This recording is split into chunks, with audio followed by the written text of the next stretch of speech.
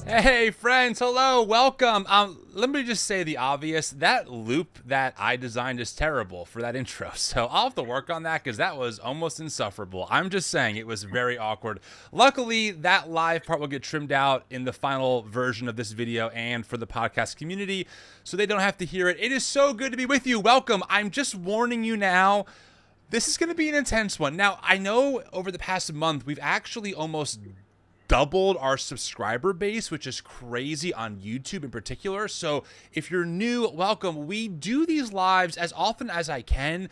They take a lot of work and it's hard to always get guests to find the time to do the research to come on, but I love bringing you credible people to respond to some of the craziness that we're seeing, especially from the world of Christian nationalism, and today is no exception. Few quick things. First off, if you want to help this broadcast get out there more into the YouTube land or maybe on Facebook, please smash that like button. And here's why. Here's why creators tell you to do it. It tells YouTube, oh, people like this. We'll keep pushing it out to other people. So it's a great way to help us get found, and it's an easy way for you to help us do that. It doesn't cost you $1. You just hit the like button and you're good to roll. If you are new, welcome to the New Evangelicals. We are a nonprofit organization. I'm the creator of the organization. My name is Tim Whitaker. We are committed to helping people find a better path forward in their faith, rooted in love, justice, and inclusivity. We help people navigate topics usually somewhere in the intersection or in the Venn diagram overlap of politics, theology, and culture. We're also committed to non-dehumanization. We help people explore the Christian tradition. We hold space for folks who have been marginalized by the church, and we try and hold the church accountable. And yes, this is live. Look, I can even do this. Watch. Whoa! It's your comment live in the video. How cool is that? So, okay, listen, I'm going to hop right into it. We have a great guest. He's been on the podcast before. I'm going to bring him in right now with my new technology. Boom! Dr. Kevin Carnahan. It's so good to see you. I'm a little fired up today. Maybe it's because I'm on my third cup of blueberry coffee. I don't know. It's just always good to see you. It's great to have you on the show. It's always a pleasure working with you. Thank you for making time. Yeah, it's great to be here. Awesome. So we are going to get into this momentarily. I'm going to try and set the stage briefly. Now, Kevin, you have been on the podcast with me. This might be your fourth time. And whenever I see something that is batshit crazy in the world of Christian nationalism or some crazy pastor saying something absolutely nuts, I go, Kevin would be a great person to bring on to help dismantle us. We've responded to Mark Driscoll. We responded to, what was the pastor's name? Was it Ed Young Sr.? Yeah, and some other folks as well. And now we're going to respond to someone named Stephen Wolfe. We'll get into him in a minute. Why don't you just briefly, for our audience, there's a lot of new faces here, introduce yourself for them.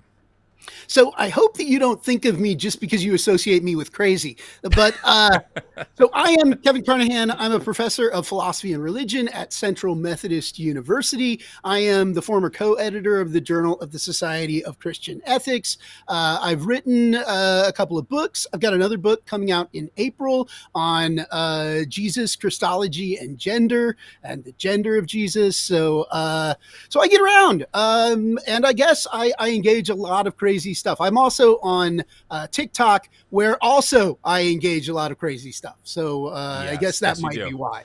I recommend people following you on TikTok. You do some great content there. I love that. That's amazing. Also, friends, I do want to say, and I have not told Kevin this, any super chats that are sent in during this live will be split between me and Kevin to help compensate him for his time. It's something that we try and do, especially with our academic guests who put so much time and effort into the work that they do. And I know, Kevin, you put a lot of freaking work into this one. Oh, look who's here. Kip Davis says, I just watched this speech by Stephen Wolfe at New Christendom Press on Sunday, and it is one of the most racist tirades I've ever heard. Absolutely terrifying. I'm just saying, guys, when I title this stuff, I'm not exaggerating. Like, I'm not clickbaiting you. We really find the craziest stuff, and it's real. It's real. We're not exaggerating. So, so please, any super chats that get put in here go right to, they get split between the organization and Kevin, so make sure you do that. Kevin, someone asked for your TikTok handle. What is it? It's just Kevin Carnahan 2 at TikTok. Love that. All right. And if you just put in Kevin Carnahan, you'll get me. So Okay, fair enough. Here's what I think we should do. Let's just set the stage for what we're going to be going into, give a little bit of context. Essentially, there was an event that happened by an organization called New Christendom Press. Now, hopefully my new technology works. I have some new tech behind the scenes. Let's see if this will happen. Wait, hold on. That's the wrong button already. Wait, I got this. Boom. Okay, good start. And then, wait, I have to pull it up first. There it is. Oh, wrong thing. Darn, I'm getting there. Boom. Okay, here it is. Oh, Kevin, you're not in here. There's two of me. I can fix that. Okay, there we go. So this is New Christendom Press. They are building the New Christendom. Actually, Kevin, let me ask you a question, because I don't know. When people say New Christendom, what the heck are they actually talking about? Any idea? So the idea of Christendom was that there was one unified Christian culture over Europe, the Holy Roman Empire, of course, which by the end, the joke was neither holy nor Roman. And it's this callback, which you see all the time, this kind of, well, we're going to see it again today, this kind of myth making about an idealized history that existed at some point in the past that they want to return to. They get to, in this scenario, play like knights and ladies. So that's, Well, they do, because, I mean, look at their podcast here. Bright Hearth, Recovering the Lost Arts of Domesticity and the Productive Christian Household. We have The King's Hall, Making Self-Ruled Men Who Rule Well and Win the World. So there is very much a sense of conquer and conquest. It kind of gives the vibe, very patriarchal. I should have worn the Patriarchy is Poison t-shirt in protest. But this is who we're talking about. These people put on this event where someone named Stephen Wolfe, who I'll explain in a second, spoke at. And that's what led me to contacting Kevin to kind of say, we got to talk about this because it's absolutely crazy. Is that a fair assessment? Yeah, I think so. I mean, it's interesting looking at their website because I think you're right. The website is just patriarchy all over the place. The guy that we're going to watch is just kind of racism all over the place. So they're really covering, all their right-wing brand types here. Yes. This is Stephen Wolfe, okay? Oh, by the way, thank you so much, Jonathan, for the super chat. I appreciate that. I got to fix this chat thing, too. Let's do this. Boop. Look at that. Okay, cool.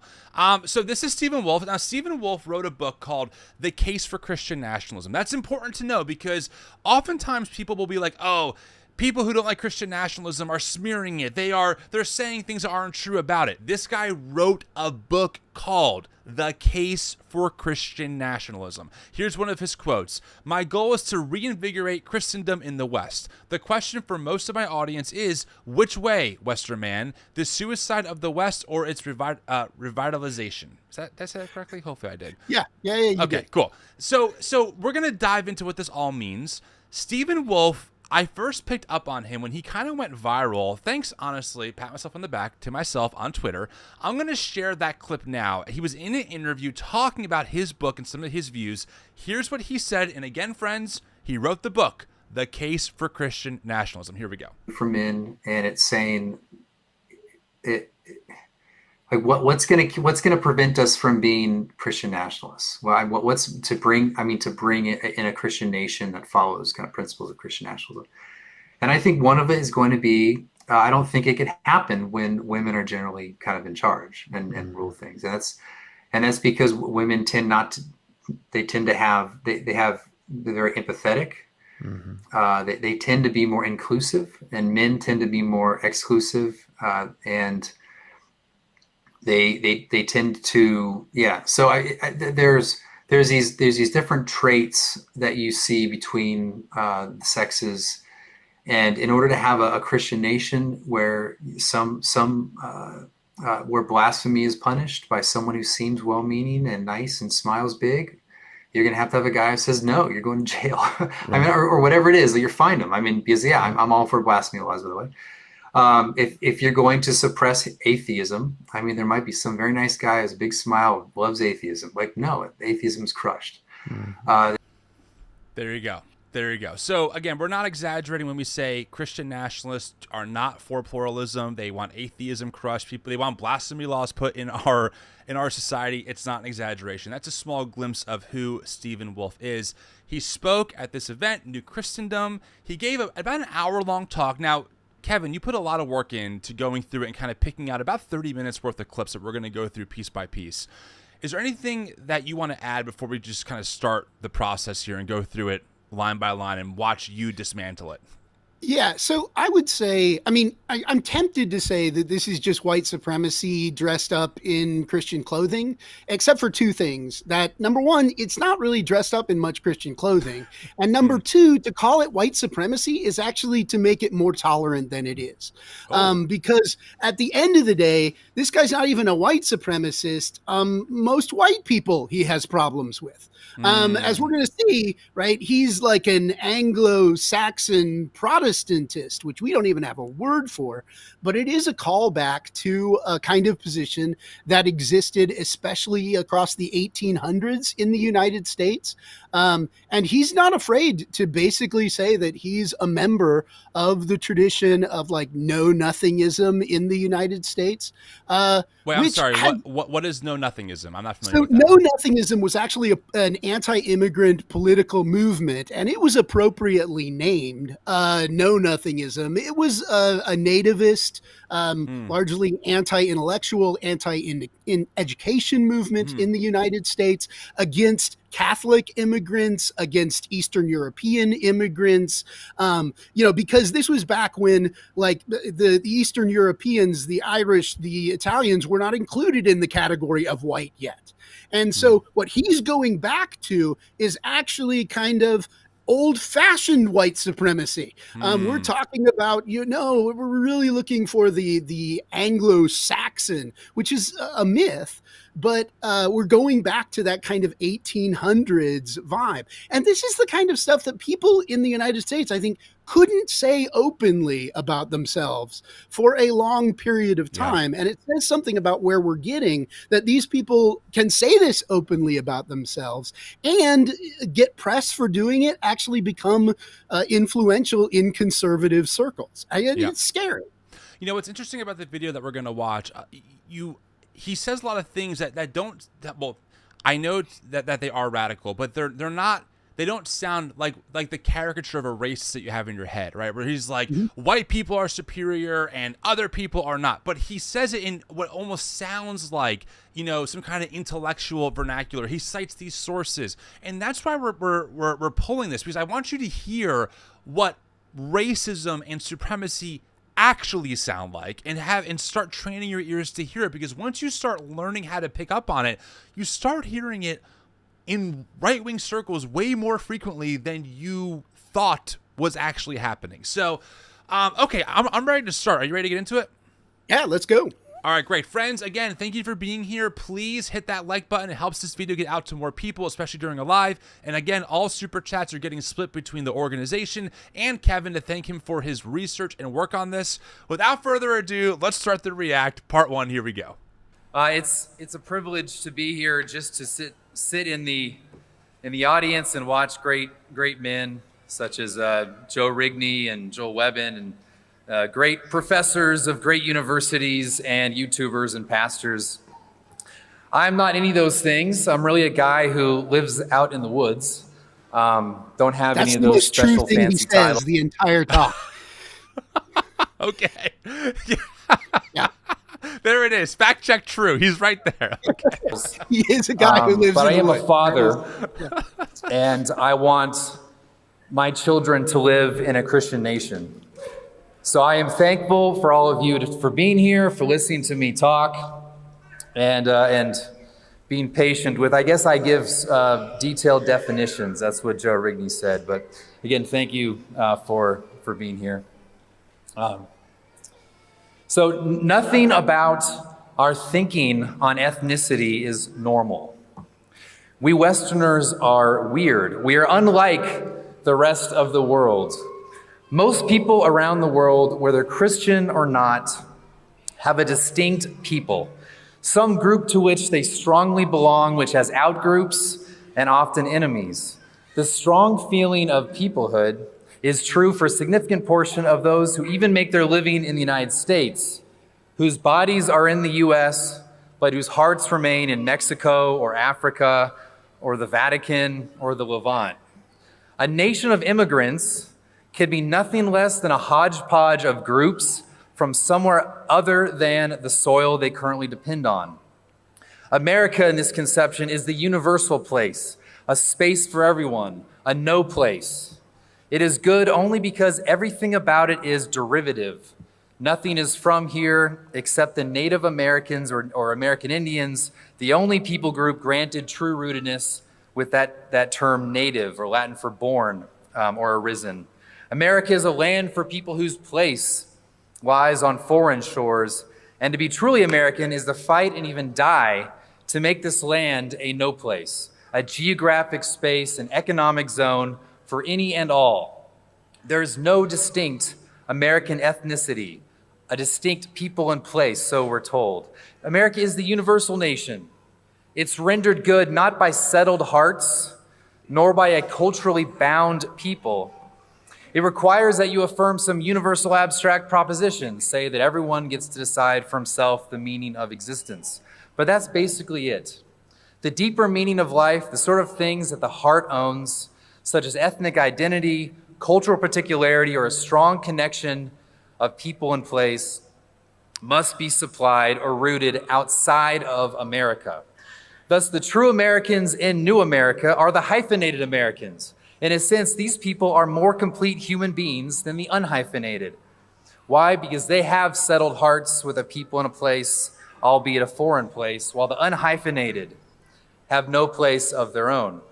But we, the unhyphenated, those who trace our ancestry to Western Europe, whose roots extend beyond the Immigration Act of 1965 and Ellis Island, and which unite to this soil, we, the white Anglo-Saxon Protestants who founded, built, and died for and led this country for most of its history, we are not permitted in this new America to have a people or a place that is distinctly ours. There's no distant place that we call home. We have nowhere else to go. But this is our home. This is our native land. We are Native Americans, born of those who didn't immigrate, but who settled here. We are the sons and daughters of the people who settled this land. To describe America as a nation of immigrants, writes the great Harvard political scientist Samuel Huntington, is to stretch a partial truth into a misleading falsehood and to ignore the central fact of America's beginning as a society of settlers. Okay.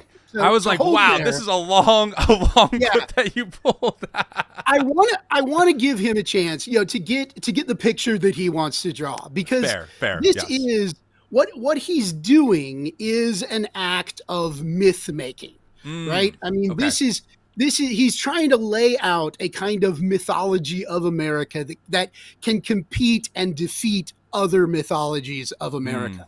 Now, having a myth and propagating myths is not in itself problematic. I mean, myths are just stories by which we live. They can be related to history, not related to history, but they tell us what our values should be. They tell us the direction we should go.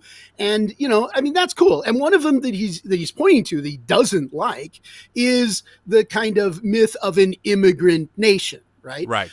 All myths, even the best myths, oversimplify history, and he's pointing out that the myth of an immigrant nation in some ways oversimplifies. That's got to be true, right?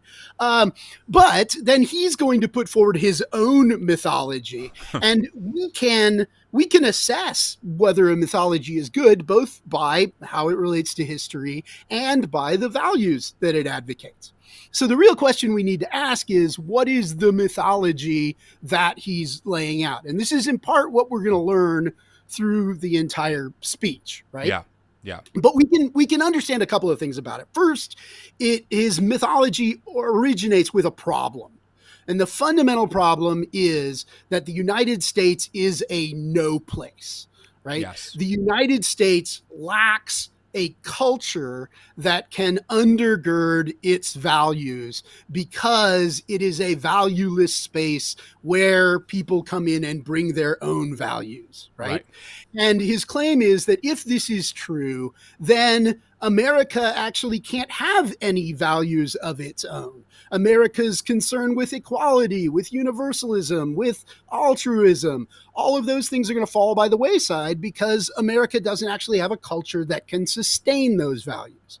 Right. Now, this is a pretty common conservative critique. I mean, there are very reasonable people who have made this critique of America and liberalism. So you have like theologians like Stanley Hauerwas, and philosophers like Alistair MacIntyre, who have put forward this critique of liberalism. Now, they put forward their own alternatives, right? So Stanley Hauerwas says, basically, we should all become members of this kind of Anabaptist, like Mennonite churches, and we should just live in contrast to nationalism, right? MacIntyre eventually went with a kind of Roman Catholic community that he thought. But there are other philosophers who have tried to give responses to this that have said, you know what, that might be an oversimplification of culture. Like, we don't all have exactly the same culture, but like John Rawls is a philosopher who says, you know, there's a kind of overlapping agreement between cultures in the United States. Right. And so even though we all have our own different cultures, we all overlap enough that we agree on certain things, and that produces enough of a culture. Or Jeffrey Stout is another philosopher who said there is a democratic culture, a culture that requires us to give reasons to each other when we want to make policies, right? Instead of just appealing to our religion, our revelation, our ethnicity, or anything like that. Democracy itself kind of forms a culture, and we get trained in that. And if we do it well as a nation, we train everybody in the culture of democracy. Right. I kind of like, I write a lot about the theologian Reinhold Niebuhr. Yes. I like his approach, which says, yeah, here's the thing. Christianity and democracy kind of overlap in that they both need a culture, but that culture has to be paradoxical because it has to be a culture that's critical of itself. So it can't be a closed or uncritical culture because the Christian always recognizes, right, whatever nation I'm a part of, whatever race I'm a part of, that's not the end all be all of things because God's out there and God's beyond my nation, my race, right? God's even beyond the church. And so one of the things that Niebuhr thinks is that Christians should all be in a culture that is critical of their own culture. They should be members of churches that are critical of their own churches, that has to be a part of the culture, right? And he thinks that one of the things that makes Christianity, as Niebuhr understands it, overlap with democracy is that he thinks that's exactly what you need for a democracy, is a culture that is critical of itself, right? So its own values require self-criticism. Yeah. So now we can come back to Wolfe's approach. Wait, let me just pause to make sure I understand what you said. I just want to interpret it very simply. Essentially what you're saying is that, yes, there can be a critique of like this, how do we form culture or the vacuum that is American culture at times or liberalism, etc. And there are different theories put forth by different people from various different Christian perspectives, secular perspectives of how we can do that with shared culture or recognizing the difference in our cultural background, but still uniting under common ideals. So that's a common thing. So Wolfe's critique of that isn't necessarily uncommon, but what might be, or necessarily even dangerous, but what is going to head us in a dangerous direction is what you're about to say when it comes to Wolfe's solution put forward. Is that a fair way of kind of summarizing this conversation so far? I think that's exactly right. I mean, one of Wolfe's rhetorical moves is to pretend as if the only options are that kind of vacuous, empty place or his ethnic Anglo-Saxon, solution to it, which is there's just lots of other options out there. Right. Better options.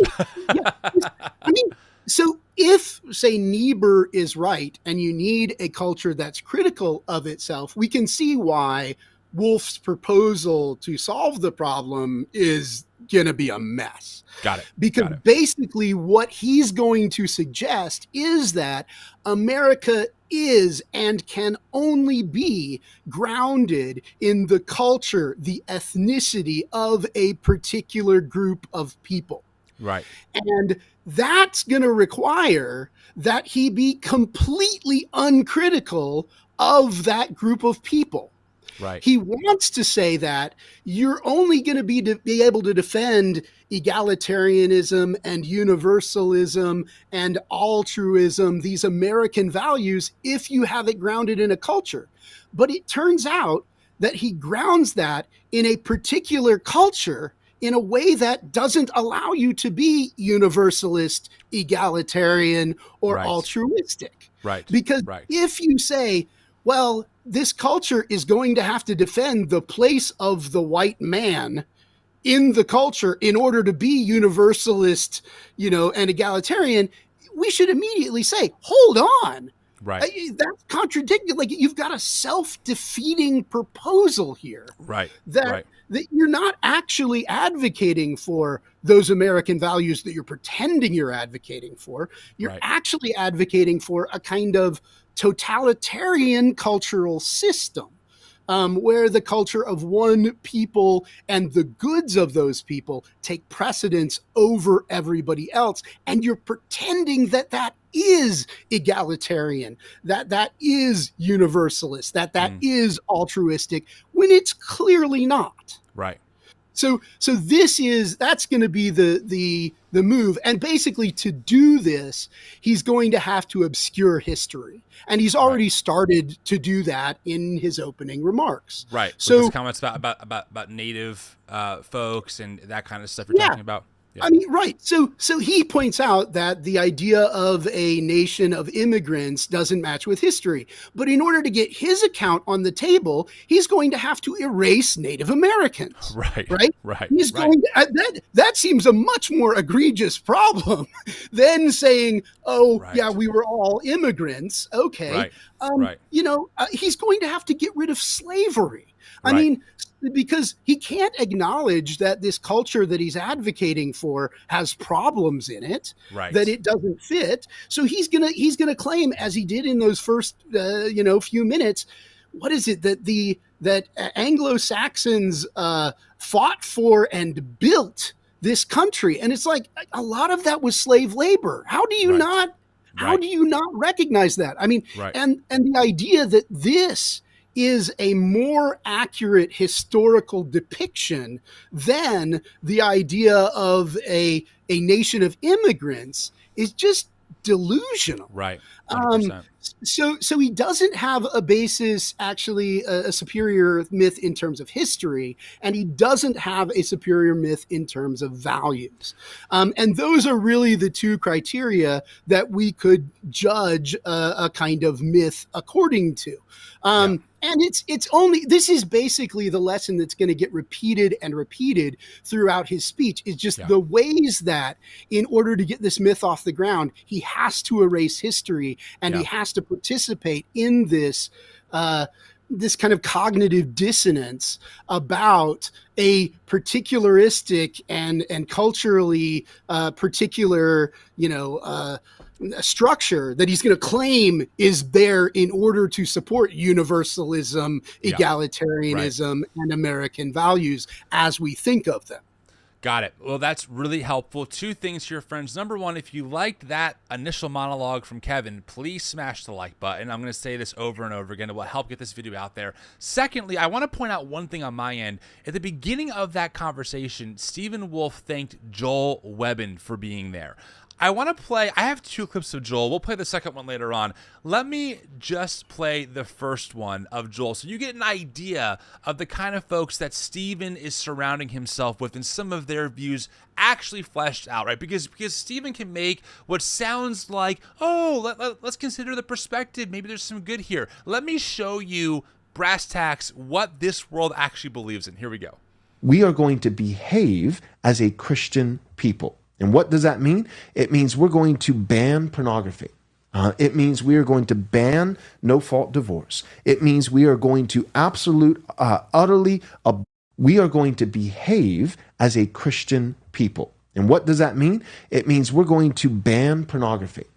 It means we are going to ban no-fault divorce. It means we are going to utterly abolish abortion, including in vitro, including the hormonal birth control pill, every single one of its forms, not just the Planned Parenthood clinic in Texas, but we're going to go down to the local CVS and we're going to start knocking those pills off the shelf. No more human sacrifice. So, so there you go. There you go.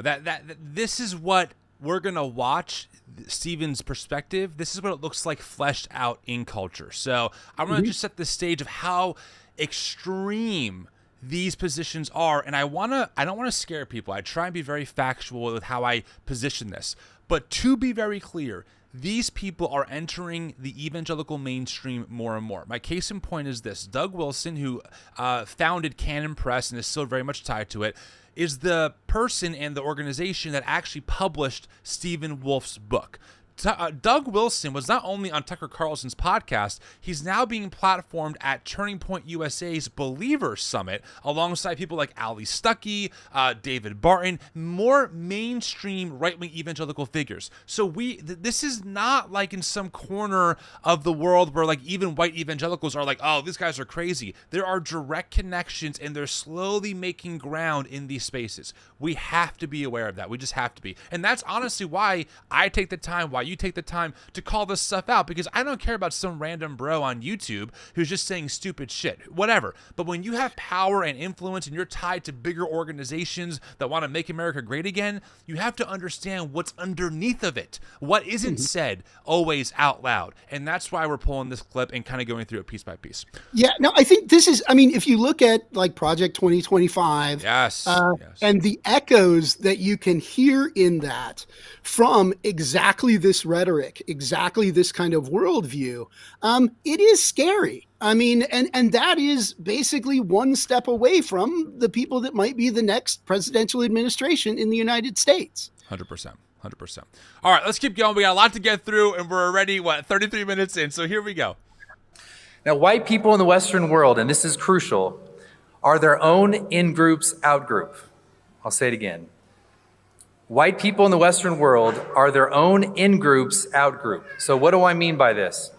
First, an in-group consists of those to whom you direct your affections, your thoughts, your principal actions for their good. And an out-group may or may not be hostile, but it consists of those to whom you do not ordinarily direct your affections, thoughts, and principal actions. Now, the in-group for white people, as I said earlier, is composed of all people. If you are human, you are in. Our in-group is not white or Anglo-Saxon. It extends to all. So keep that in mind. It's a very important point. But we must begin to recognize that we are the out-group of that in-group. We are the hostile out-group. We are our history's oppressor in this schema. It follows that we as a group cannot stand up for ourselves. Take even a recent positive development in opposing anti-white discrimination in university admissions.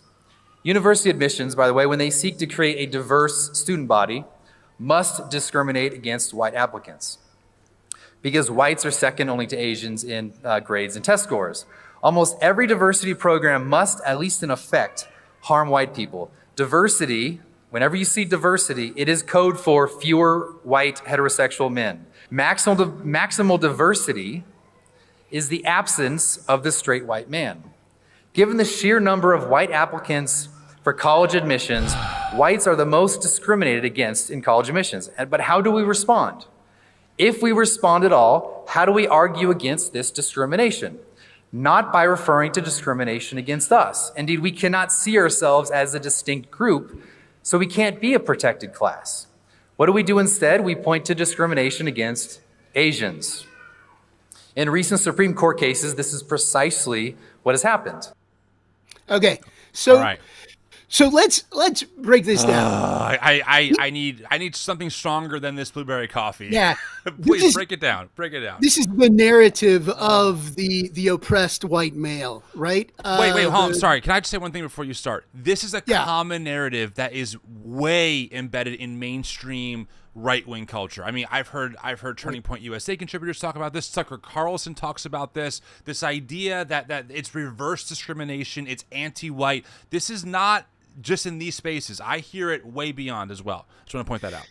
Yeah, no, and it makes sense if you accept the kind of mythology that this guy is putting forward. A mythology that cannot accept that, say, white people have benefited in the past from things that were not good, right? If you erase like slavery, if you erase Jim Crow, if you erase all of that from history, then yeah, the kind of affirmative action will just seem to be injustice. Because if we all just exist on an equal playing field, right, to start with, then any position that benefits any group will be a form of injustice. Now, so what he's putting forward, he's claiming that white people are their own in-groups, out-group, right? Yes. The in-group here is the group that you act in favor of. And he claims that in Western society, the in-group is everybody. Now, first, I'd like to, I mean, it would be great if this were the case, that Western society actually just treated everybody as, you know, a somebody who should benefit from society immediately.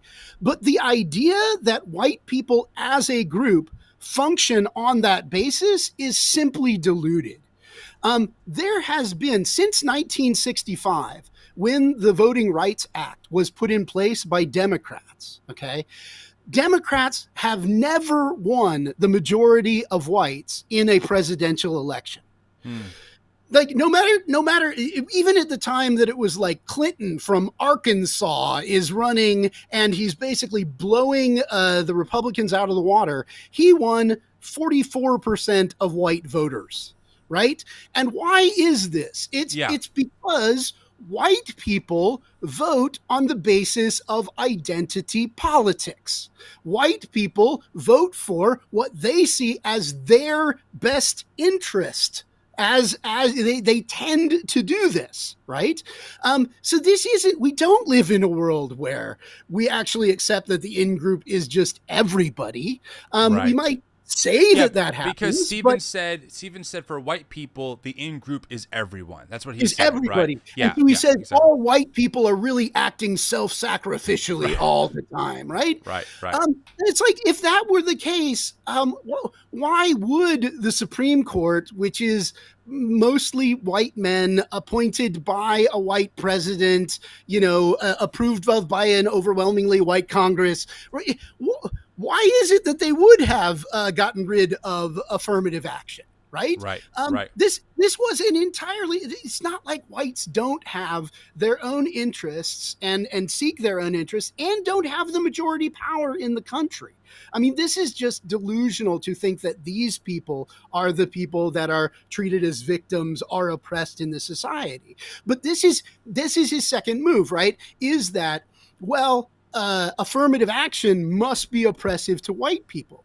Right. Because affirmative action is set up to correct for historical injustices. Right. But if you embrace a worldview that is completely uncritical about histories of white injustices, you aren't going to be able to see what is happening with affirmative action. Right? Why is it that nobody makes the argument that white people are oppressed by affirmative action? Well, it's because white people have benefited throughout history so that we are the majority of people who go to college. Right?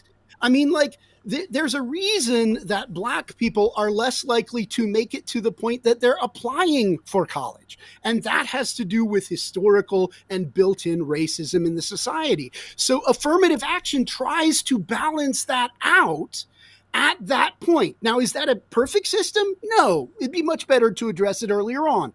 But it's at least trying to do something to address historical problems, right? And his worldview just doesn't allow him to see this because he has built in a complete lack of criticism about his own culture. By the way, this is another thing that he does is he shifts back and forth between talking about culture and talking about race.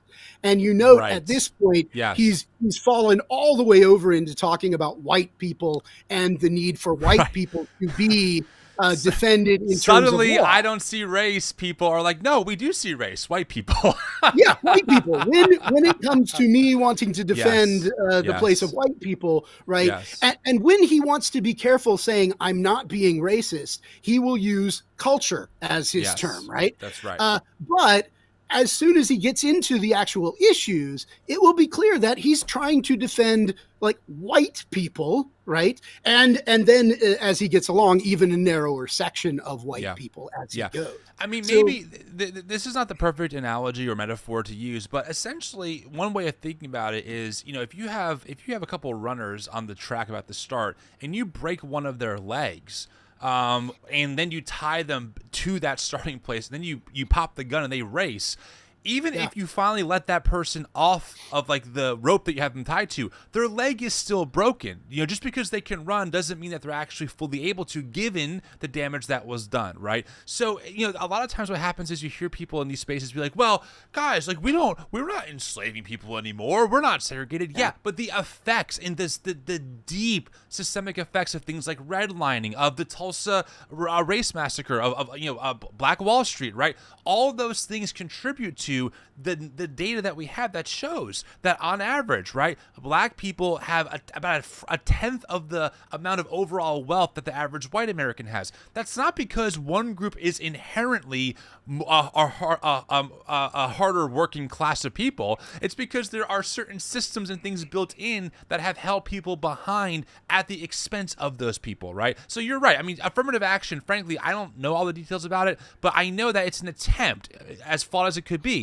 It's an attempt to try and correct what attributes to decades of obstacles and things based on race. I also think, last thing, and I know we have so much to get through, I'll stop rambling here, but this is actually one of the great points of what critical race theory can demonstrate. When you actually read some of the early critical race theorists, Derek Bell, for example, he points out how even when segregation was outlawed, right, people found a way to still maintain supremacist type systems around the law by kind of making it covert, colorblindness, etc. So it's a deeper issue than just changing a few laws. There's a cultural component to it. And so again, once you start reading these things and having the eyes for this stuff, you start to be able to put into, I think, a more logical framework of why things are the way they are. Not, well, if Black people just worked harder, they can get to where us white people are. That falls apart like so quickly, right? And so I think that the points you're bringing up are really important here. Yeah. Now, and this is, he doesn't have any argument to address these facts, right? I mean, what he does is he just doesn't mention any of the history of racism. He pretends like it doesn't exist. And then he says really emphatically, well, white people are being treated as if we are the villains in this story. Right. And it's like, that's not an argument. That is an appeal to a community that already agrees with you because they too are ignoring history. Exactly. Totally agree. Good. Hey, Brittany, thank you so much for the super chat. Appreciate that. Again, friends, all super chats are getting split between the TNE organization, and we'll also go to Kevin. If you like this video so far, smash that like button. It really helps us. Let's keep going. There's more to get through. Great thoughts so far, Kevin. Really helpful. So let's keep it going. Anything that benefits whites is bad, even if it comes from treating everyone equally. Indeed, once you're aware of this rhetoric, this rhetorical move, that basically any policy that benefits whites is bad, you'll end up seeing this everywhere. Indeed, like a policy is bad if in the end the effect would benefit whites and not others. So, and that's because anything that harms whites for the good of non-whites is good, and such harm is questionable only if it also harms non-whites. So if university admissions only harmed whites and not Asians, would anyone fuss about it? Probably not. Would anyone care if you did fuss about it? Probably not. In fact, you'd probably be called a racist. Actually, I'm sure you could be called racist. Okay, all right. So the reason you could be called a racist is because it's racist. This is... Wait, hold on. Yeah.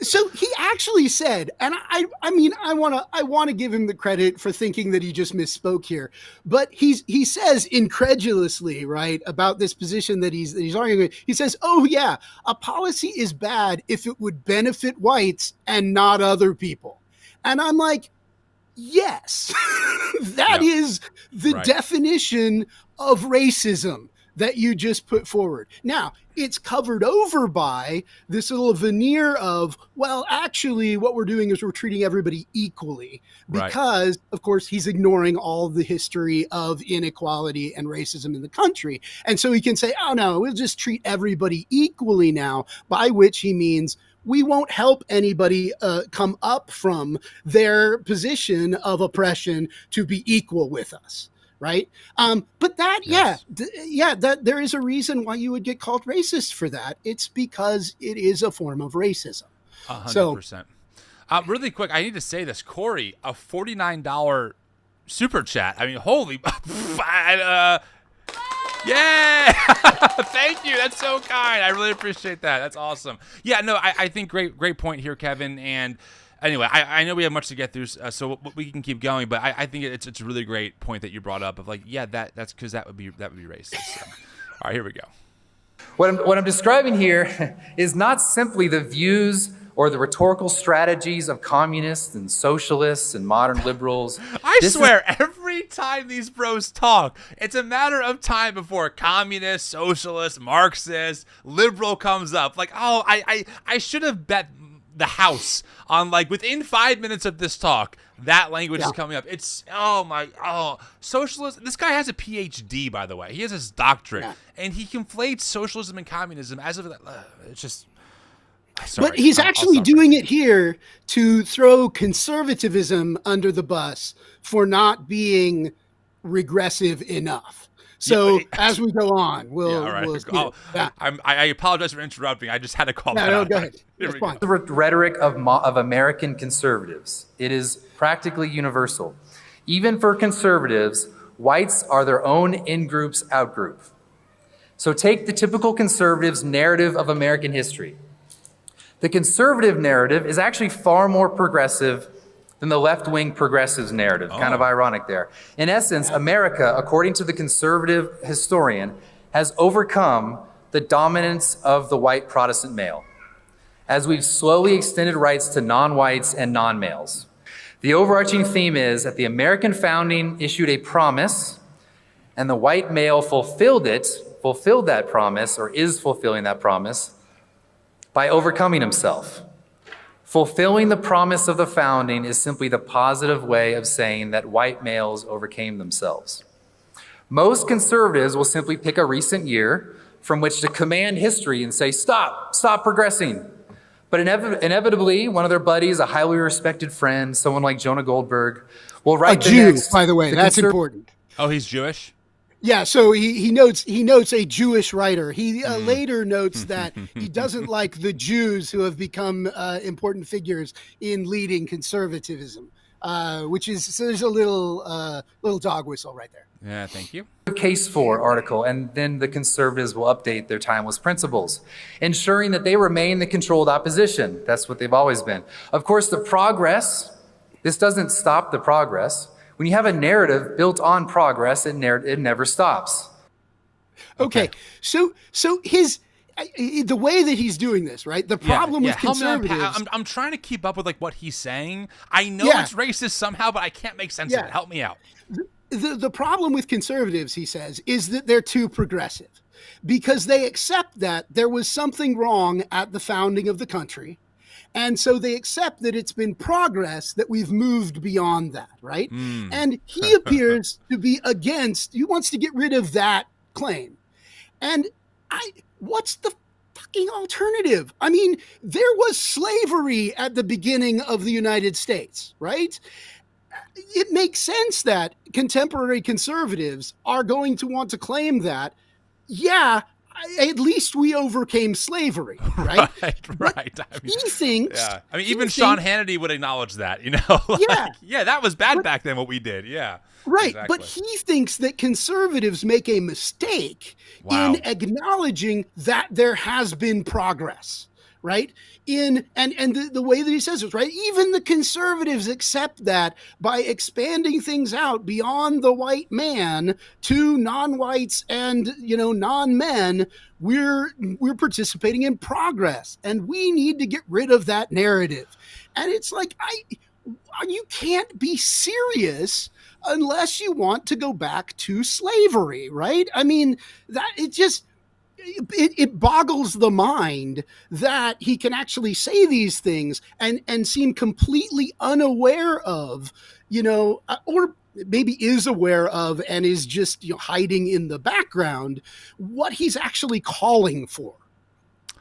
Well, let's really make this emphatic. As you were doing that, I remembered that there is a clip of our favorite person, not this guy, of Joel Webbin, talking about slavery. Actually, I have this clip pulled up. I want to play. It's about a 2-minute clip, but I think this will kind of reinforce the point that you made. And remember, Stephen Wolfe gave this guy a shout out at the beginning of his talk. Here's what he said.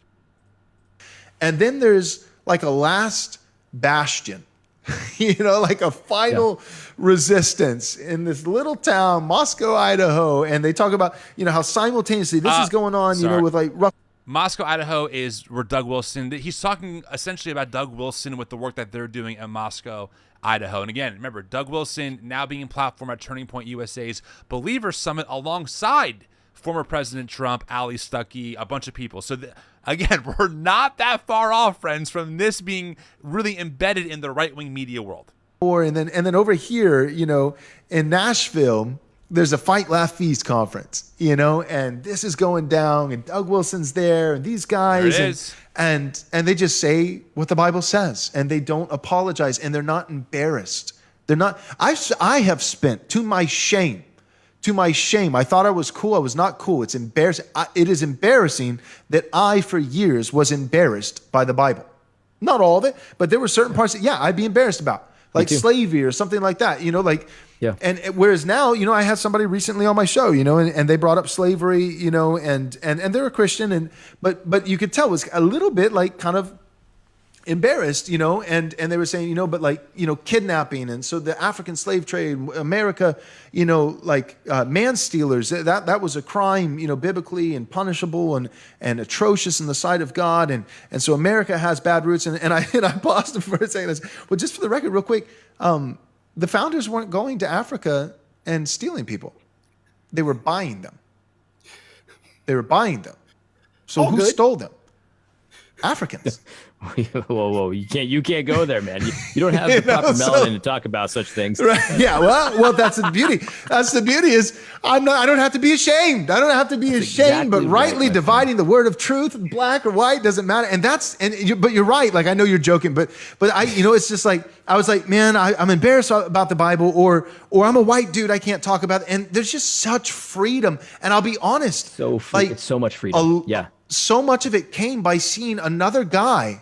Yeah. Right, because that's the thing is like that you're scared and you stay in your little corner, you stay on your little leash because you're like, I don't know what'll happen. I don't know what. But when you see some other guy do it, and you're like, that's the worst. That's the worst thing that could happen. Absolutely. Vice writes an article about you. Russell Moore won't invite you to his birthday party anymore. Like. By the way, when he says that guy, he's talking about Doug Wilson. I want to point that out. And before I go forward, I do want to point this out, and I'll give it to you, Kevin, because as you can imagine, that take is absolutely horseshit, yet that's who Stephen Wolfe calls out. I do want to shout out, actually, Kip, I know that you're here. Dr. Kip has a great channel, and has done a lot of work with quite a few people, friends of mine, Dr. Jennifer Bird and others, really going into the Bible and slavery and kind of dismantling some of the common evangelical apologetic rhetoric. So, Kip, go ahead and put your channel, my friend, right in the chat, because I recommend it to a lot of people. It's just a great way to kind of understand what's the Bible as far as like the data goes actually say about slavery, and then what do we do with that. I will tell you, it's an infinitely better take than whatever the hell Joel Webbin just said. So I want to point that out. But yeah, I mean, I would just love your thoughts on this, Kevin. I know I didn't prep you for it, but as you were talking, I'm like, wait, I've heard of this before from the same dude, Joel. Yeah. No, I mean, I think this goes back to something I was saying earlier, that I think that there was in America up until, say, 2016, a tendency that people couldn't say these things or wouldn't say these things in public. So you Totally. see him talking about, he felt like there was that leash on him, right? Yep. That wouldn't allow him to do that. And I think, so I was talking about J.D. Vance recently came out and had a video of him in defense of right-wing conspiracy theories, where he says, we need to get over that kind of tightness in our chest, that leads us to think we have to condemn like Alex Jones and Marjorie, and these are, and it's like, you know what? That was a good thing. Sometimes those feelings of tightness in our chest, those things that stop us from saying the racist, horrible things, there are reasons that they are there. And those are actually moral, right? I have intrusive thoughts. Yeah, right. That doesn't mean that I should just blurt them out. That's not. That's and not then embrace them more and more. Yeah. No, I mean, this is exactly it. We used to be able to look back at the 1950s and things that people said in public and be shocked. Like, I can't believe they said that in public. And now we're getting back to a place where people are saying those things in public again. And it's deeply disturbing, just the regressiveness 100%. Of the right on this. Yeah, I mean, we can put this in very classic conservative language. Hey guys, in the marketplace of ideas, some ideas are better than others, so let them win out. Okay, great. This is a bad idea. This is a shitty idea. This idea should not be in our public discourse. Let the free market have its way, and let's all vote it out because it's garbage. See, we can do this either way. We fought a war over this. Right. All right. Back to the video. I had to point that out. I know it's a detour, but it's important. The details are there. Friends, thank you for tuning in. Almost 200 people watching this live. I love that. I love going live. It's so much fun. Thanks for your support. Smash that like button. Let's keep going. But in so doing, you must affirm and celebrate everyone's diversity except your own. Again, you take upon yourself the burden of your ancestors' promise of equality and freedom, and you fulfill it by overcoming and villainizing yourself on behalf of all. You become the sacrificial hero, resulting in your displacement, a deracinated heart or rootlessness, and the loss of self-respect and a self-affirming people of your own. Wow. Okay. I mean, talk about like every accusation is actually a confession. You know what I mean? Like, geez. Well, it's fascinating because number one, again, he's talking about this idea that the in-group for white people is everyone. White people are self-sacrificial and we're, giving of ourselves and we don't even have an identity, but we're celebrating everybody else's identity. Which is not an accurate description of what's happening. But what I find really interesting here is he's making an argument for Christian nationalism, right? But the whole idea of self-sacrifice that he seems to hate so much, right? That he sees as the problem that white people have become self-sacrificial. Now, number one, I don't think that's actually happened. But number two, that is actually a Christian thing, right? If white people became self-sacrificial, if you're a Christian, it would seem that that would be a good thing. But this is a repetitive thing that he does every time that he gets to talking in something that is like Christian language. He is almost always talking about the position that he despises. Right. So, white people are just supposed to celebrate other people and they're not supposed to take any pride in themselves and their own ethnicity. And yeah, I mean, that I don't think that that's a call for like everybody, but I think that people who end up in powerful positions that have been advanced by history gain greatly by listening to the Christian message about self-sacrifice and opening themselves to the other. And this is exactly what he thinks the problem is. And as he goes, like I say, he continues to do this. And so much so that it really convinces me there's nothing Christian about this nationalism. Christian is just a term that he's using for his white Anglo-Saxon maleism, right? And he just wants to use the kind of evangelical, structures to push his message out there. But there's nothing here that is Christian. And as a matter of fact, just about everything that he says, that he complains about, is at times going to be, explicit quotes from the Bible that he's using to describe the positions that he hates. Well, that's why we often say that Christian nationalism, Jesus told us to bear a cross for our enemies, give away our privilege, because he did, and Christian nationalism wants to build crosses to crucify theirs. Like that's the difference, right? This is all about maintaining power and privilege and being mad, right, at the thought of even giving away some of it or letting your other neighbors flourish, because of historical injustice. The complete opposite of Christ. And the last thing I want to add to this, then we'll move on, is we also forget, too, that the idea of whiteness actually erases cultures and identities, right? I had this epiphany. We're dropping an amazing conversation with Lisa Sharon Harper. It's our next in-studio convo. It comes out Monday. She's amazing. And we talk about how I am labeled white in America, but I'm actually a combination of German, Italian, I'm part Greek. Besides eating pasta and like watching 300 one time, I have no connection to those actual like ethnicities or cultures. I'm just white. I'm just a white person. And so whiteness actually hurts white people in so many ways because it actually erases actual cultural heritage that you might find brings a vibrant and unique flavor to the world to add in with other people's cultures and perspectives, right? So even this idea of like us white people don't have a culture, well, in a way, like you're kind of right because whiteness erases culture identity. It erases the idea of where you came from. In fact, I'm pretty sure you picked up on it for your recap because I know you summarized some of these clips. He talks about that. He talks about how people maintain certain ethnic identities when they come to America and how that's problematic. It's actually a perfect example of what whiteness actually does. I'm all fired up. Too much coffee. Okay. Breathe, Tim. Breathe. Guys, are you hanging in there? I'm reading your comments. Are you all okay?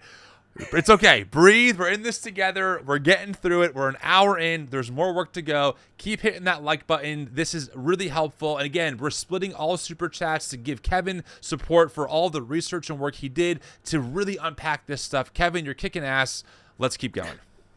So multiculturalism is animated by what I want to call a sort of social pathology. It is pathology because multiculturalism is demonstrably bad for the majority by every measure and by everyday experience.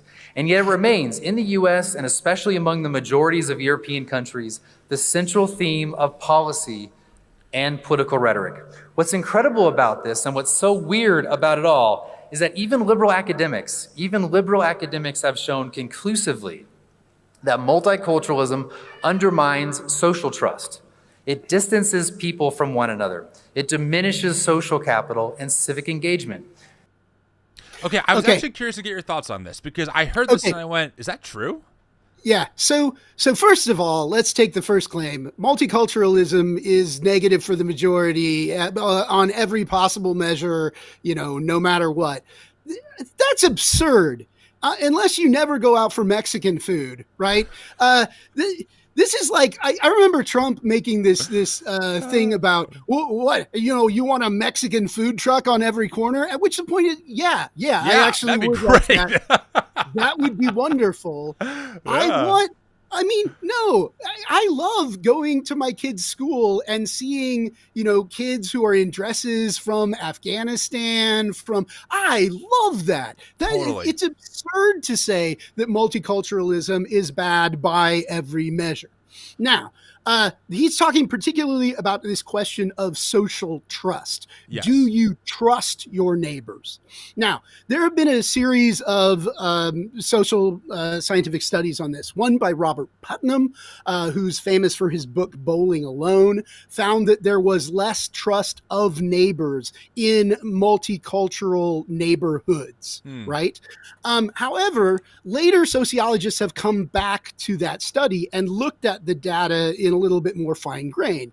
And they find, number one, most of that lack of trust was from white people in those neighborhoods who didn't trust minorities who had moved into those neighborhoods. At which the problem might not be multiculturalism. Oh my gosh. It might be racism to start with, right? it's also true that multicultural neighborhoods are often neighborhoods where an established ethnicity in one area is getting displaced by another group of people, right? Yes. Where, say, there's turnover, which leads to a lack of trust. So that's not clear that it's multiculturalism that's leading to that problem. Right. And so it's not clear that the social scientific evidence about this is not as clear as he presents it. And it's not clear that the problem there isn't actually racism rather than multiculturalism as the actual root problem that you're dealing with. This is actually a great point that you make. I appreciate that. It's a good point. I mean, I live in New Jersey, one of the most ethnically and culturally diverse states. Really, we have 8 million people in a very small area. And I'll tell you, like, first of all, I love it here, and I love it for selfish reasons. Like, I love that I can get authentic food from all different parts of the world whenever I want, but also, like, I've grown up just being, even my very conservative church was very multi-ethnic in terms of people who were there, and they brought in their culture. Like, I'm just used to that, So, and I don't want to always appeal to experience or anecdotal evidence to prove a bigger point, but at least for me, and as far as living in the state that I live in, multiculturalism has only helped me make more friends and realize how big the world is and appreciate different ways of celebrating different things, from my vantage point. Yeah. Now, I mean, no doubt there are some potential negative effects. When you are next to somebody who doesn't share your culture, you're going to be skeptical of their culture. You experience things differently. You think about things differently. And there's no doubt that over time, right, people do end up figuring out how to live together. And that takes time. That takes work. The thing is, I wouldn't want to say it's all negative. There are positives, and positives that probably make it worth the costs of learning how to live together, right? So the study that he actually cites directly in his speech is one that does support the conclusion, but also says, it does increase social distrust, but it's a fairly small effect, and says it's not actually something that leads to doom and gloom or reasons to, limit immigration, which is what he's using it here for. He really wants to make an anti-immigrant argument at the end of the day. Do you find that as you were watching this and listening, that you heard a lot of the same, almost like pseudoscience that was used, in the past couple centuries in America to reinforce ridiculous notions that we know are totally bogus about, the sexual appetite of certain people groups and the intellect and, how, that kind of thing? Because, and again, like, I don't want to come across as anti-intellectual myself. I think data is important, but, like, we can trace back a pretty long history of people doing science that we know now is completely debunked and is actually completely false. Were you hearing some of the same echoes in some of this stuff that he was saying? Yeah, what I would say is usually the case. He does two different things. One is he'll draw on researchers that have his same biases. But the other is he'll draw on legitimate studies and just ignore all the qualifications that the people put in them. Like the study that he's citing here, which if you read the study, the authors of the study say, yes, it increases social distrust, but it's not that significant of an effect. And this shouldn't be a basis for policy because there are lots of other good outcomes of multiculturalism. And he just cites the one part that supports his conclusion. And he's definitely doing that to underwrite positions that have been taken by anti-immigrants, especially from the 1800s in the United States. Fair. All right, let's keep going. Studies also demonstrate that ethnic diversity harms a sense of the common good. So one study concluded this: ethnic diversity seems to lead to a shift from public spending on public goods to the public provision of private goods, arguably because the latter can be targeted to particular ethnic groups. Now, let me explain that.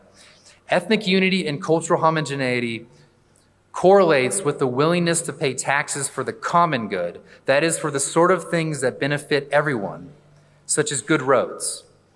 But in a multicultural or ethnically diverse place, public spending is on ethnic targeted goods like scholarships or government jobs or business loans designated for particular ethnic groups. And all of this should sound very familiar. It's basically the Democratic platform today, which explicitly favors non-white, ethnically diverse clientele with targeted programs, notably business loans, welfare programs, disproportionately used by non-white groups. Okay. Wow. So let's first of all, the claim, this is just disingenuous to some extent. He's arguing that liberals are not for spending on common good projects. The idea that, Biden just passed, one of the great achievements that he did was this infrastructure bill that built new roads, that did all of that. If there's anybody who doesn't want to spend on common goods, it's conservatives that are not wanting to spend on those.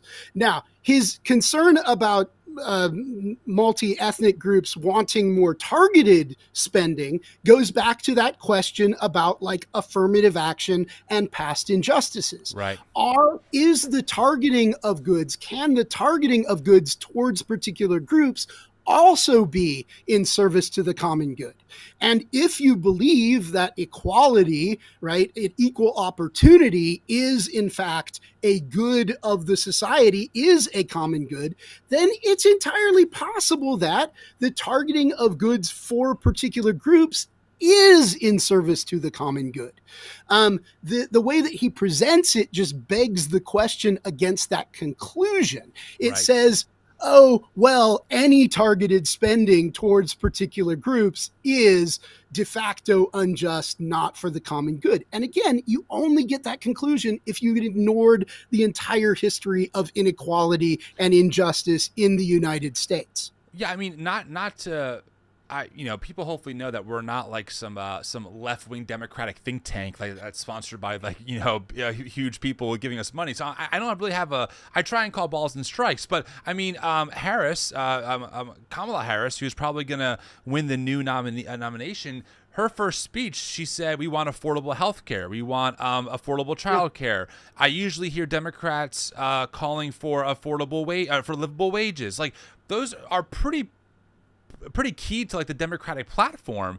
And it's not targeting specific groups of people. It just says we want all Americans to be able to have access to these things, which, by the way, I'm totally in favor for. And I agree with you. Whenever there is targeted things, those people are also Americans. They're also citizens, right? We want to help those people who, due to a legacy of injustice, which we have terabytes and terabytes of data to prove, right, are still being affected by those things. If we want to target, it's almost like targeting cancer cells, right?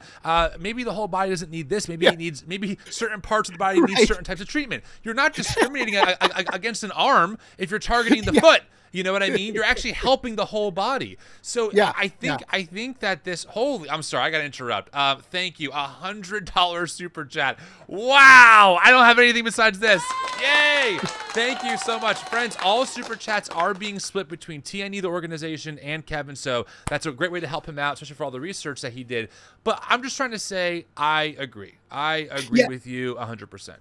Let me come back to one last thing. The last bit that he says there about welfare is just straight a dog whistle, because he's listing it under targeted spending. But welfare is not targeted according to race or ethnicity. It is targeted according to like wealth, how much money you have. Right. Yes. So what he's doing there is he's just appealing to racist stereotypes about the idea that blacks are inferior and thus receive the majority of welfare spending. And that is just straight. Here's the data. There you go. This is racist call. 43% of U.S. social assistance recipients are white. Let's just stop with the dog whistling. It's racist.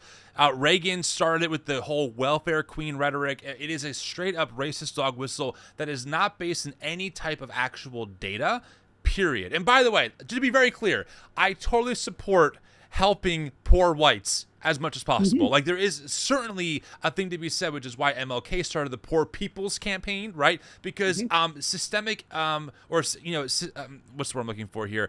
Essentially, poverty exists and it does not discriminate necessarily, right? There are plenty of people who are trying to make ends meet. We're in favor of trying to raise the standard for everyone in America. But to be clear, 43% of current welfare recipients are white people, which is just to go against Stephen's ridiculous and baseless accusation. Just want to be clear about that. All right. Well, should we keep going? Yeah. Go. We Westerners do not deeply appreciate how good we've had it, with a culture strongly opposed to corruption and graft and bribery, and adamant about procedure following in civic institutions and bureaucracies. Though imperfect, we're still exceptionally altruistic. We follow the rules, we wait our turn in line, we don't cheat to get ahead, and we expect as a matter of moral principle that no public official has personal favorites for government services intended for all. I'm sorry, I'm going to interject here. Has this guy seen Trump? I mean, give me a break, bro. Like, are you joking? Right. This is we're talking about this right after the conservative Supreme Court has basically said, yeah, you can give bribes provided that you pay them after a service. Oh my God. Sorry. It's ridiculous. It's mind-boggling. And realize that since he's appealing to an Anglo-Saxon American nationalism, right, his claim has got to be that we have been strict proceduralists against, corruption for the entirety of our history. Like, get rid of, the Jacksonian era, get rid of Tammany Hall. Has he ever been to Chicago, for God's sake? Like, all right. This is segregation. Yeah. I mean, intentionally, it was a corrupt system to put certain people ahead of others. I mean, we literally, and by we I mean white people, bombed Black Wall Street. Like, we literally carpet bombed the place. We set it on fire. Give me a break, dude. But again, this is a narrative which has to erase all of that history in order to present this pure ethnic, right, Anglo-Saxon upstanding group. It just has to live in defiance of reality. It's unreal. All right, we'll keep going. Elizabeth, thank you so much for the super chat. I sincerely appreciate it. If we get 5 more donations, any amount, you'll give another $10. That's a great incentive. Any amount of super donations, and Elizabeth gives $10 more to help us out. That means the world. Thank you. Let's keep going. But that way of life is increasingly vanishing. It is the quite predictable failure of assimilation of foreigners into Western norms of altruism, universalism, and proceduralism. Social scientists have shown quite conclusively that immigrants in the West retain the values of their ancestral homelands. Yep. Again, Garrett Jones summarizes the findings. On average, hyphenated Americans appear to get about half of their attitudes towards social trust from the land that comes before the hyphen, persisting even to the 4th generation. That's how far they've studied this. I mean, the ethnocentrism of many people here will simply not diminish. Thus, Indians in America, having a strong documented culture of nepotism and ethnocentrism, will hire their own, even abusing the H-1B visa program as we see in the tech industry. So again, like, you know who the head of the Republican National Committee is right now, right? It is one of Trump's family members. Why? Well, pretty much nepotism. The idea that this is a function of foreign cultures coming in, right? There's actually, there has been the Transparency International, which is a group that studies the prevalence of kind of corruption in societies, has noted an increase in corruption in the United States. But they attribute it to populism, nativism, and political polarization. Right? They don't see it as a product of immigration. Instead, it is white nationalists who are actually bringing about the rise in corruption in the United States at this point. No way. I am. Are you telling me, hold on, back up. Are you telling me, Kevin, that when Trump got elected and brought his entire family into the White House, giving them all kinds of jobs that they weren't qualified for, and put them in positions of power that they had no experience or right to be in, Are you saying that was that? What? No, you're not. No that way. was nepotism. That was corruption. And it's just again, I mean, Trump followers will talk about like draining the swamp. Yeah. Trump is Shrek. He is like in charge of the swamp. That is what he does. It is a really strange disconnect from reality that he's also pushing here. Yeah, I need to point out here, we've had 3 new super chats come in, which makes it close to Elizabeth giving $10 more based on what she said. So thank you, friends. It's so helpful to have that. Like I said, we are I deleted myself. How did I do that? Can you still hear me? Am I like God? Hello. I can hear you. Boom, there I am. But as happens with the white man, you're self-sacrificial. You are clearly erasing yourself. Oh, clearly. I've been persecuted. Friends, for real, I do want to say briefly, as we're kind of in the intermission part here, we are a nonprofit organization. We do all of our work completely paywall free. There's no Patreon account. There's no extra content or extra access to me or anyone else by giving money. We rely on the generosity of people like you to donate. All donations made to the organization are tax deductible. You can also click the link in our description that will bring you right to our donor page. You can make a donation there as well. Like I said, all super chats are being split between the organization and Kevin for his work on all of this, so I really appreciate it. Thank you for being here. Our YouTube channel has exploded the past month, and it's been so amazing meeting new people and hearing your perspectives. We do this work as often as we can. I post about 3 times a week on YouTube and on podcasts, plus Instagram. So we're doing our part to resist Christian nationalism and find a better path forward in our faith. All right, Kevin, shall we get back into it? Let's go. Pew, here we go. Oh, wrong screen. I was just gonna say. You've got this fancy my new technology is board, working so great, and here I am. I'm shooting it, to quote The Office. Right, more the values that tend towards lower socioeconomic performance will endure for generations. In short, if you import the third world, you get third worldification. This is not far-right rhetoric. Yes, this is statistical fact. No, it's not. There's every reason to believe that the importation of tens of millions through the southern border will create a socioeconomic underclass that will over time shape our institutions into those of their ancestral lands, the same institutions they're fleeing from. That is into ethnic privileging, corruption, procedural dysfunction, and most importantly, the utter failure to serve the actual common good. Okay. So what he's doing here is he's drawing on a book by Garrett Jones called The Culture Transplant. And that book puts forward 2 basic theses. One is that you can predict, or there's a correlation between the economic productivity of a people and the state of that people's ancestor culture as of the year 1500. Okay. So he's claiming that people basically are economically productive in relation to how developed their culture was 500 years ago. Right. And he thinks that this shows that culture actually does hang around for a long period of time, cultural dispositions and such. And he argues that people take their cultures with them when they migrate someplace. So people bring with them the economic productivity of the culture that their ancestors lived in 1,500 years ago. Now, this is it was a big book. It's made a lot of waves. It's made a lot of controversy. There's a lot of arguments about it.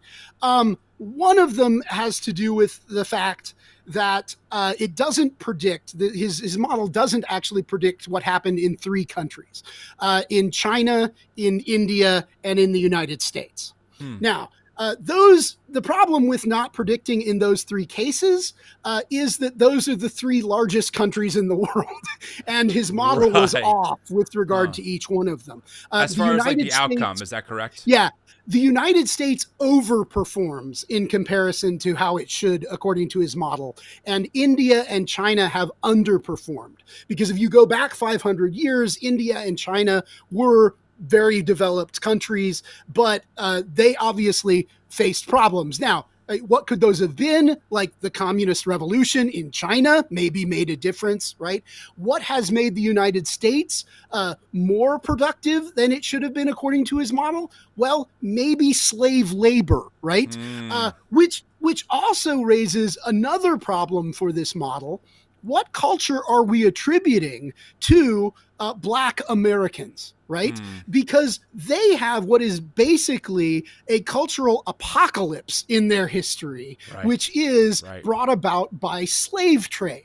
Right. So how are we Don't worry, though, Kevin. sense? As Joel said earlier, they were bought. They weren't stolen. Yeah. Oh, my God. Well, and as Wolfe is doing, he just ignores the entire thing. Yeah, and so, jeez.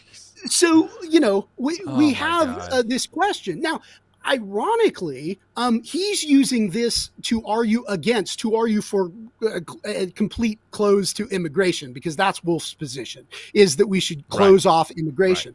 If you actually follow Jones's conclusion, we should actually be open to immigration from China and India, because those people, as of 500 years ago, were from advanced cultures, and they should bring those cultural habits with them, right? Yeah. So they should actually improve our status. He can't come to that conclusion, even though that's where the data leads that he's citing, because he would have to be for like immigration at that point. Right. But I think it also provides a bigger problem for his argument, which is this: he wants to ignore the status and the problem of Black culture, and that many of the problems of Black culture were caused by the history of white oppression of Black people, right?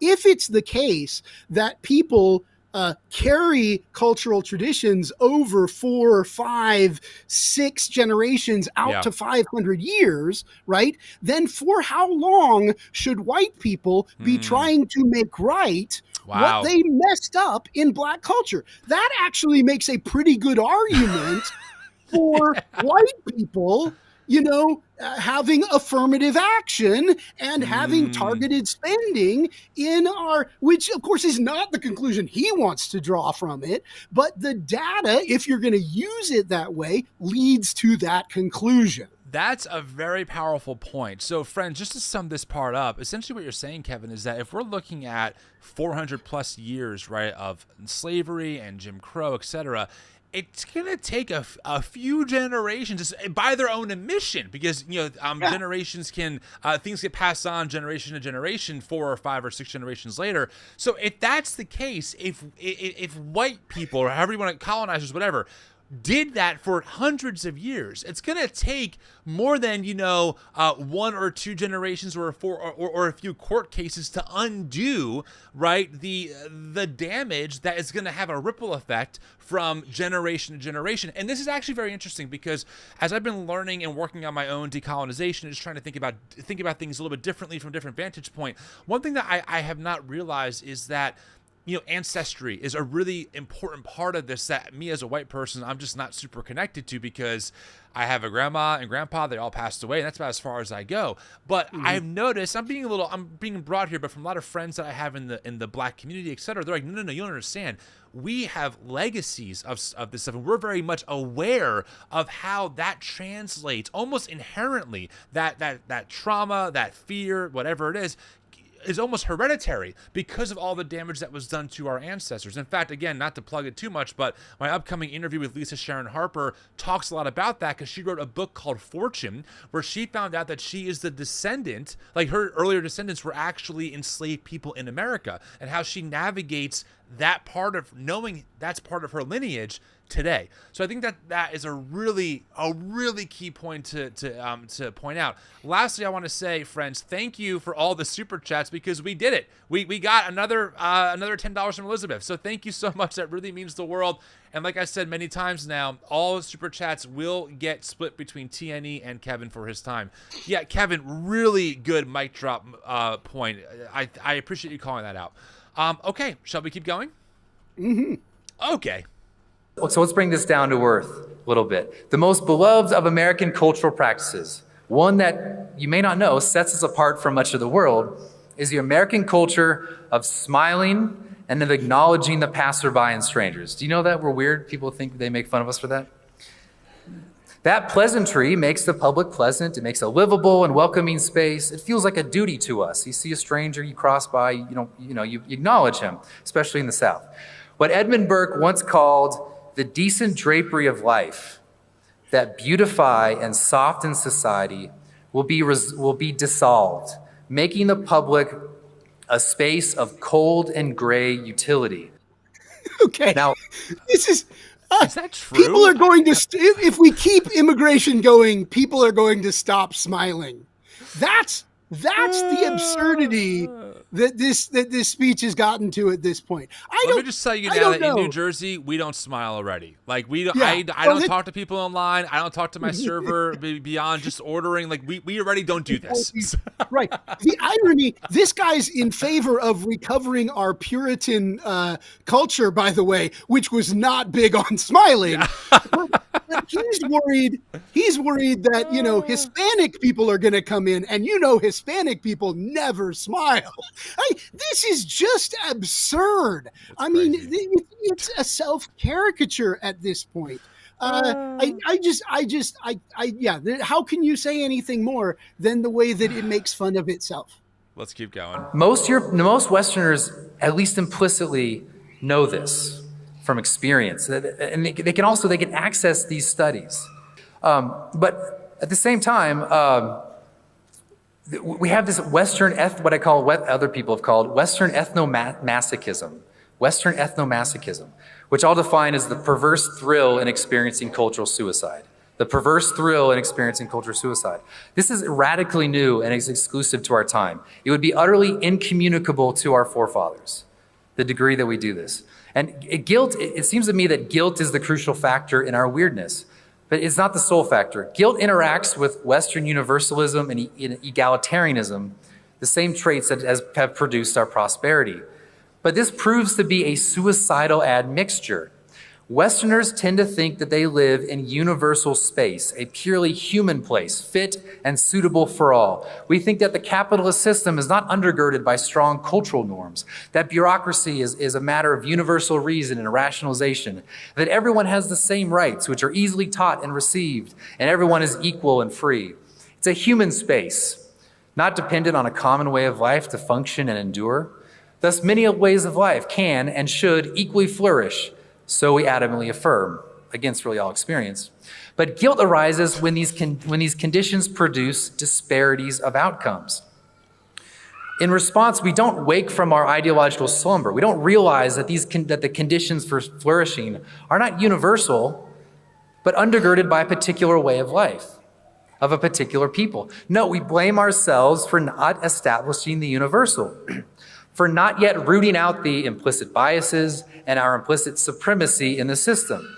So we utilize guilt to cope with the failure of our ideology to successfully universalize outcomes. Again, we are our own in-group's out-group. And instead of rejecting this ideology or recognizing that our way of life is what undergirds our system, that is, instead of affirming our in-group, our true in-group, our guilt causes us. Okay. So that's a really important thing that he just slipped and said. Which he said, so these white people, instead of recognizing their in-group, their true in-group, right?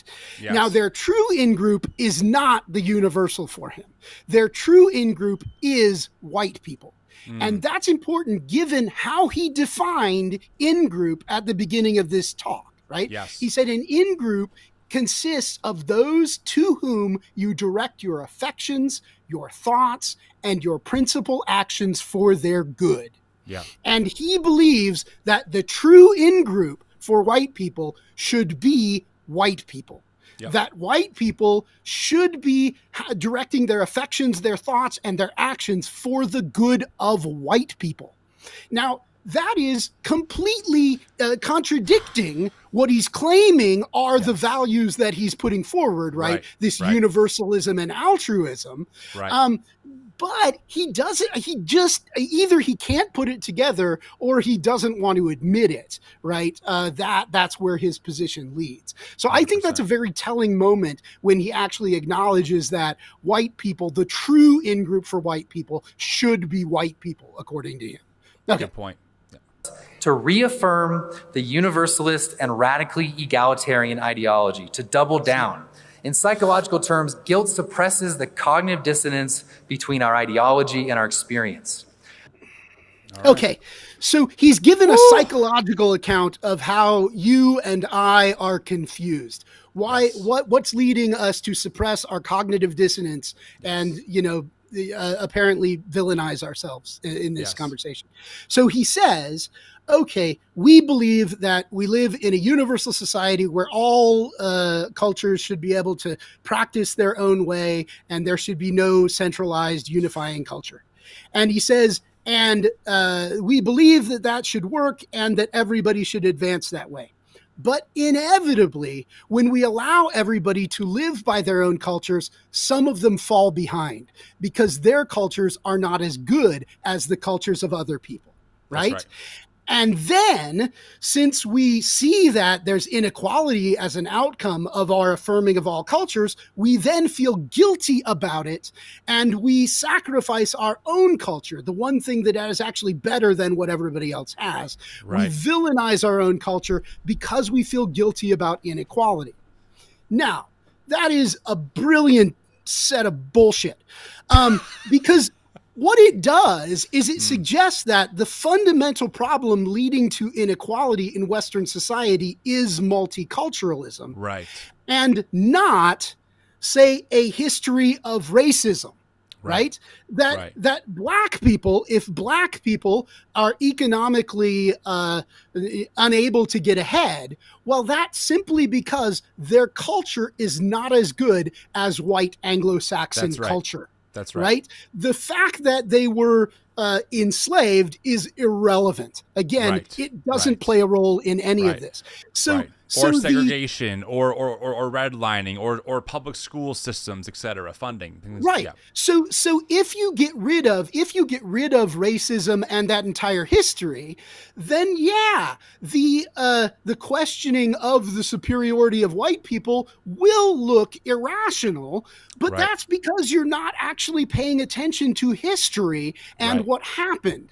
I mean, he suggests that it is the progressive here that is subordinating their irrationality. They're letting their feelings take over. But his narrative requires ignoring most of American history. And how he's suppressing that, I don't know. Yeah. I don't have a psychological account of how he's doing that. He is very good at it. No, definitely. I don't want to opine too much because I know this live is going to go long and we still have quite a bit to get through. So I'm just going to say I totally agree. I think it's a great point. And by the way, I mean, friends, you can hear this in a different way. A lot of times in right-wing media, when you hear, about we don't want, this whole idea of equal outcomes, is not what is possible and etc. What they're saying is that essentially the reason why certain people groups are at a disadvantage is because of their cultural background not being as superior or as good as the white culture. I mean, that's what they're getting to, period. I mean, they just are. Because think about your other option. What other option could it be, right? I mean, it's either there's systems or there's boundaries that have affected certain people differently than others that have allowed some people to get ahead over others, or some people are just inferior culturally to people like us. I mean, it's one of those two paths, and I appreciate you kind of calling that out. Strangely, if we were to follow that logic, we should all actually become Chinese, right? In culture, given the function of Chinese people on standardized tests, on regardless of these mechanisms. He's of course not advocating for that because he's not really following the data any place. He's finding data that supports his white Anglo-Saxon nationalism. 100%, totally agree. All right, let's keep going. Don't worry, friends. This will be saved to YouTube right away. It will be out on our podcast the following week, so there definitely will be a replay of this. I know it's a long stream, but I'm glad that you're all here. I love going live with people. It's so much more fun, frankly, and engaging. Let's keep going. For this reason, multiculturalism, among other destructive and delusional policies, continue. There it is. But the final resolution of this purification spiral is complete dispossession. What begins with dispossessed hearts will end with dispossessed bodies. Universalism and guilt together shape the way we morally evaluate ourselves and others. At the group level, you may ascribe to white people only negative qualities, but you may ascribe to non-whites only positive qualities. Now, any negative qualities found among non-white folks in terms of patterns and averages must be redirected and blamed on whites. And we take on the guilt for their moral crimes. That is, we blame ourselves. Their sins, we might say, are imputed to us, reckoned to ourselves, and we take them on willingly. We wound ourselves for their transgressions. Of course, this is all quite absurd when aired out in the open, but isn't this precisely what we find in public life? Okay, again, when describing the position that he hates, right, that he thinks gets everything wrong, that's when he uses Christian language, right? Right. And again, I don't think white people actually do this, but it's just amazing to me that when he engages Christian language, it's always to describe a position that he can't stand, and that is just unreal. Yeah, amazing for a guy who claims to be a Christian nationalist. I totally agree. All right, here we go. So take the sex crimes in Europe, for example. They've soared following recent immigration from the Middle East and Africa. In Sweden, nearly half of those convicted of rape were born outside of the country. All right. Okay. So first, that is a little bit of a skewed data point because it uses the number convicted for rape as opposed to reported for rape. And people are more likely to carry a case through to conviction if it's a foreigner than if it's a person that they know, etc. So it'll be more likely that that gets picked up. But I don't want to deny that there are problems of sexual violence in Europe that involve immigrants, right? This, however, it's not clear that it's primarily an immigration or a culture problem as much as it is a problem about young males. So the people who immigrate into Europe from the Middle East are disproportionately young men, in part because of the dangers of women trying to escape from the Middle East, move across, and make it into Europe, right? So you end up with a large number of young males that are in the society that don't have partners, don't have ways of linking up. And at that point, what you actually, if we were to take a parallel, another case where it's not, say, Middle Eastern immigrants coming into Europe, but Americans coming into, say, Korea during the Korean War, right? There also we have a large influx of young men without partners that go into, right? And what happens in that case? Well, Americans pump something like $330,000 into the prostitution industry in Korea. Right. So what you have in the case of sexual violence in Europe actually isn't necessarily an immigration problem so much as it is a young men problem. And it might be partially addressed by making it easier for females to immigrate from other parts of the world. Right. So again, he's using this as a kind of point against immigration, against foreigners, but it's not a distinctive problem of foreign countries or simply a product of different gender relations in other countries. Those might be involved, but it's an oversimplification to suggest that's at the root of the problem. Well, in this context, he's trying to enforce the point that some cultures are more superior to others, right? So those in the Middle East, those men have lower moral standards or whatever compared to us, Westerners or Europeans. But you just pointed out how well when Americans flooded South Korea, there was a huge spike there. So is that a cultural disparity or is it really a human problem, right? Just like a part of the human condition that is incredibly problematic as opposed to, well, no, us American men would never do something like that. Only those brown-skinned immigrants would do something like that. That's kind of the vibe is what he's trying to correlate essentially. Right. And it picks up on just old racist tropes about the black man who is sexually violent and abusive of the white woman, right? It plays exactly into that stereotype that already exists. And so he's just repeating it here. Makes sense. Recently, a German woman, Marie Theresa Kaiser, was convicted and fined 6,000 euros in a German court for, quote, inciting hatred. What did she do? She posted on social media the statistically established fact that Afghanis in Germany are heavily involved in gang rape. So if you post facts about protected groups, you must pay the price. Okay, Yeah, so any Marie, data on this? What did she talk? What's going on here? So Marie Therese Kaiser, the part that he leaves out, is an advocate for and a politician for right-wing, anti-immigrant, anti-foreigner politics in Germany. She's a supporter of some kind of neo-Nazi groups. What actually happened was the governor of Hamburg, the head of Hamburg, mayor, I guess, of Hamburg, had been advocating for the resettling of Afghan refugees after the Afghan war.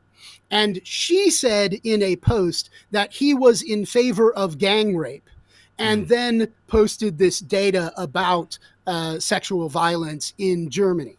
Now, in the United States, that would be protected free speech. But Germany has some fairly strict laws about slandering foreigners, slandering people on the basis of ethnicity. I can't imagine why Germany would have strict laws about I can't think, slandering people on the basis of ethnicity. Nothing in their history would ever give me that. Like, why would they ever think about that? Again, if you remove the Holocaust from history, yes, this seems kind of absurd.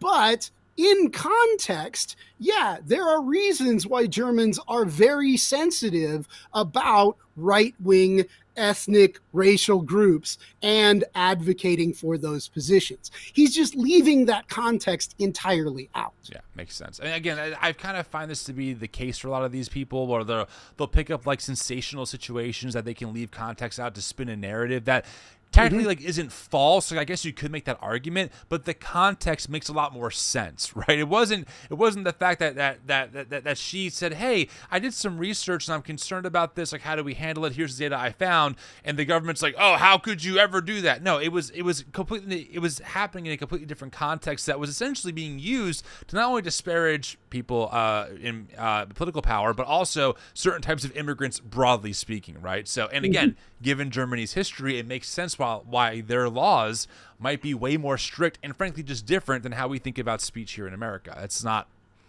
a problem, So, okay. Well, keep it going, friends. Thanks for being here. So glad you're here. Let's see. All this comes after the infamous Rotherham child sexual exploitation scandal, in which Pakistanis in England from the 1980s to 2013 assaulted thousands of teenage white British girls. The local authorities knew about it for decades, stretching back to the 80s, and they did almost nothing, fearing charges of racism. A report in 2022 says this: there's institutional hesitancy to intervene and take the necessary action to protect children and catch perpetrators. Now, has the UK learned its lesson? Around 83,000 Pakistanis immigrated legally to the UK in 2023. Has Europe learned its lesson? No, mass migration continues. Even among the so-called far-right leaders in Italy, it still continues. All right. Okay, so first of all, even among those far-right leaders in Italy, realize that Italy currently has a Nazi problem, right? So those people that he thinks are not far-right enough are the people that are doing Nazi salutes in Italy. That's really problematic. Right. Now, about the Rotherham exploitation, yes, this was a horrible incident that happened over multiple years. There was a Pakistani organization that basically set this up. And there were, by investigation, some of the police were worried about charges of racism. And this was among the reasons that it didn't get picked up earlier. However, also that investigation found that among the reasons that it didn't get picked up is these children were from like homeless shelters. They were generally poor. The people in the community didn't trust people who were less well off. They didn't trust the voices of young women who were telling them about what was happening, right? So there's multiple reasons that were involved in this not getting picked up. It's also just confused to think that this is a Pakistani problem. Right. If we want to talk about sexual abuse and institutions that participate in sexual abuse and cover it up, you might look at the Catholic Church, You right? might. Or, I don't know, Indian boarding schools, anyone? Like, hello? Yeah. This is Right. so it's Right. strange to think that the lesson that you should take from this is Right. that we need to close down Pakistani immigration. It is not the majority of Pakistanis that are doing this. It is not only Pakistanis that are doing this. There are no doubt important lessons that should be taken from it for police in dealing with these issues. But that's not one of them. Yes. So again, yeah, he's using true data, but he's just skewing it to get to the conclusion that he wants. No, I completely agree. I mean, this is such a key point, right? Is that it's something can be true, and I see this happen in right-wing spaces all the time. Here's a classic example.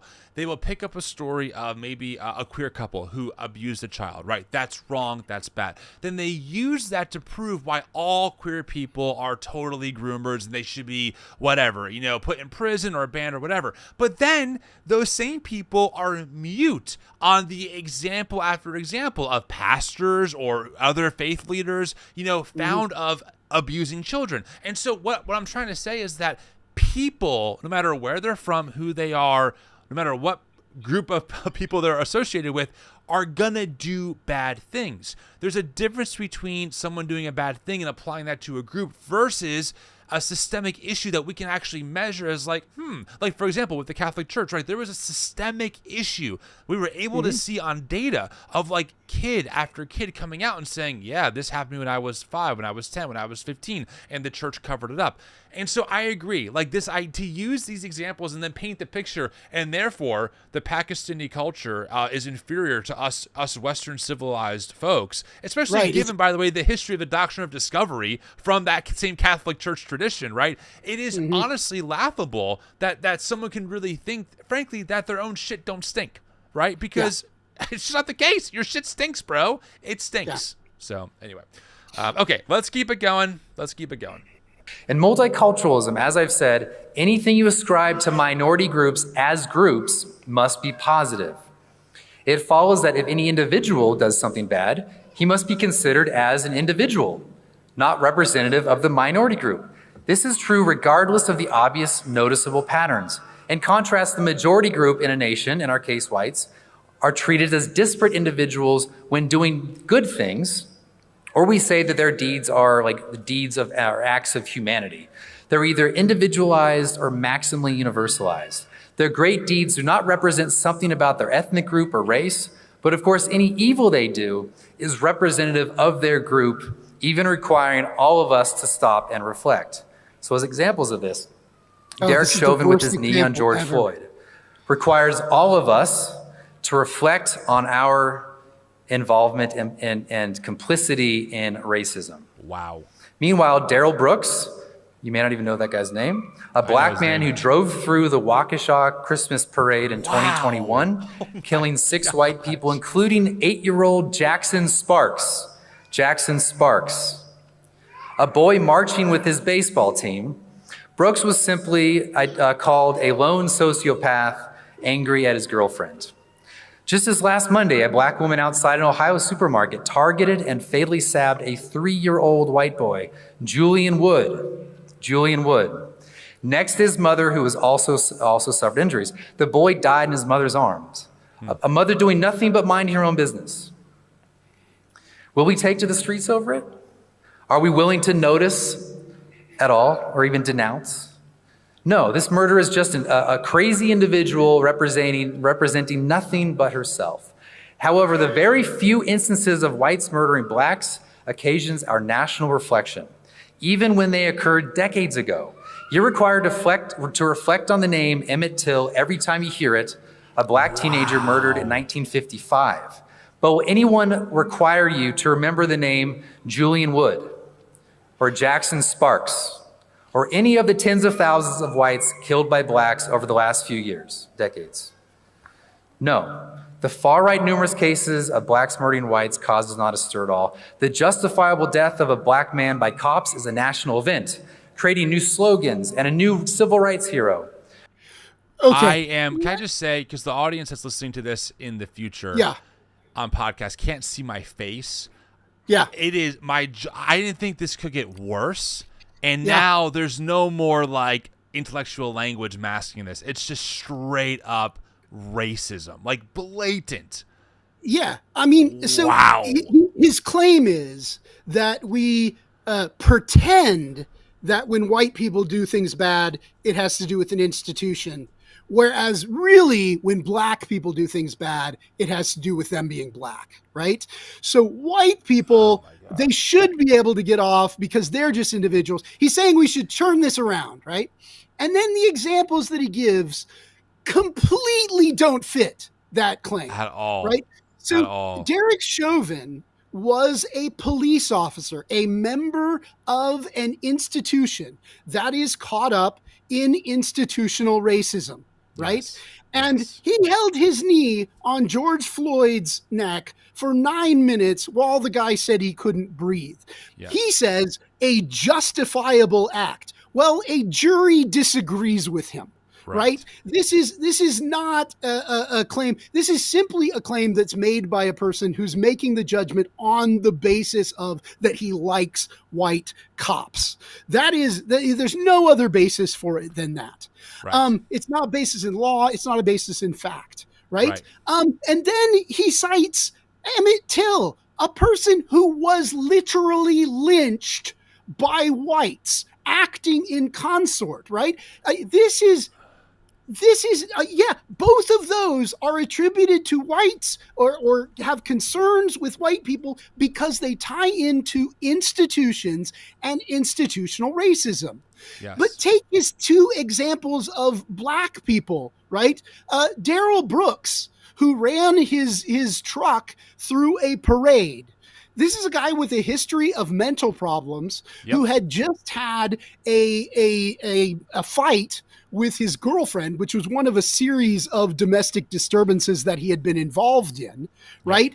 And was driving off and, yes, did a horrible thing. Terrible. Right? Horrible. Absolutely. But Not a what question. does that have to do with him being black?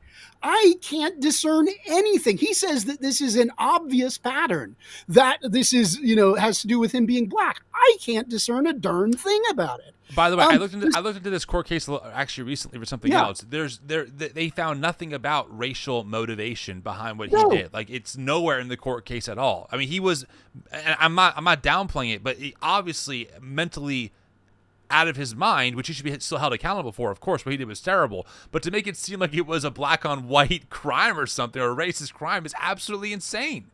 Yeah, same thing with the other example. Bianca Ellis, right, stabs this 3-year-old, Julian Woods, and then tries to grab the baby as she leaves the scene, which this just doesn't make any sense rationally from the very beginning. Right. Again, a person who has had mental health problems in the past, there doesn't seem to be anything about race involved in it, right? So, no, we're not attributing some of these to institutions and others to individuals because of racial bias. Right. We're doing that because of the facts of the case. Right. And again, if these are the best examples that you can come up with, you have a really horrible argument. Right. I mean, that's you're scraping the bottom of the barrel for anything. Two things here. Number one, I do want to point this up. I bring this up because I want people to see how mainstream this thinking actually is. It's not as fringe as you think. Look at what Allie, if you guys can see this, Allie Stuckey, this is kind of a small thing. I'll read it out loud if you can't see it. Allie Stuckey, about Darrell Brooks, tweeted this. October 26, 2022. Quote, Darrell Brooks was a documented black supremacist who targeted and murdered 6 white people, including an 8-year-old boy named Jackson. Yet 0 news outlets have covered the story for what it is. So there you go. Again, you see the jump, friends, that I'm trying to demonstrate to you. You might be watching this live or listening to the podcast. Maybe you're more conservative than me. Maybe you think that we're exaggerating. Do you not understand that, like, this ideology, this way of thinking about the world is embedded in the minds of right-wing commentators with millions of followers. I mean, Ali Stuckey, as of this recording, in 3 months from now, in September, is doing an event with Elisa Childers, a white evangelical apologist, and Rosaria Butterfield, talking about how we have to share the arrows that our enemies lob at us. This is how Ali thinks. She thinks like Stephen Wolfe does. So we have to understand when I say that racism is embedded in white evangelicalism or in the right wing, this is a great example of what we're talking about. I also noticed, by the way, that he did not mention Ahmaud Arbery, because the jury found that both of those men, actually all three of them, were actual racists. They actually were motivated by their racial hatred for Ahmaud. Yet that story doesn't make it into his monologue, does it? No, it doesn't. Yeah. It doesn't.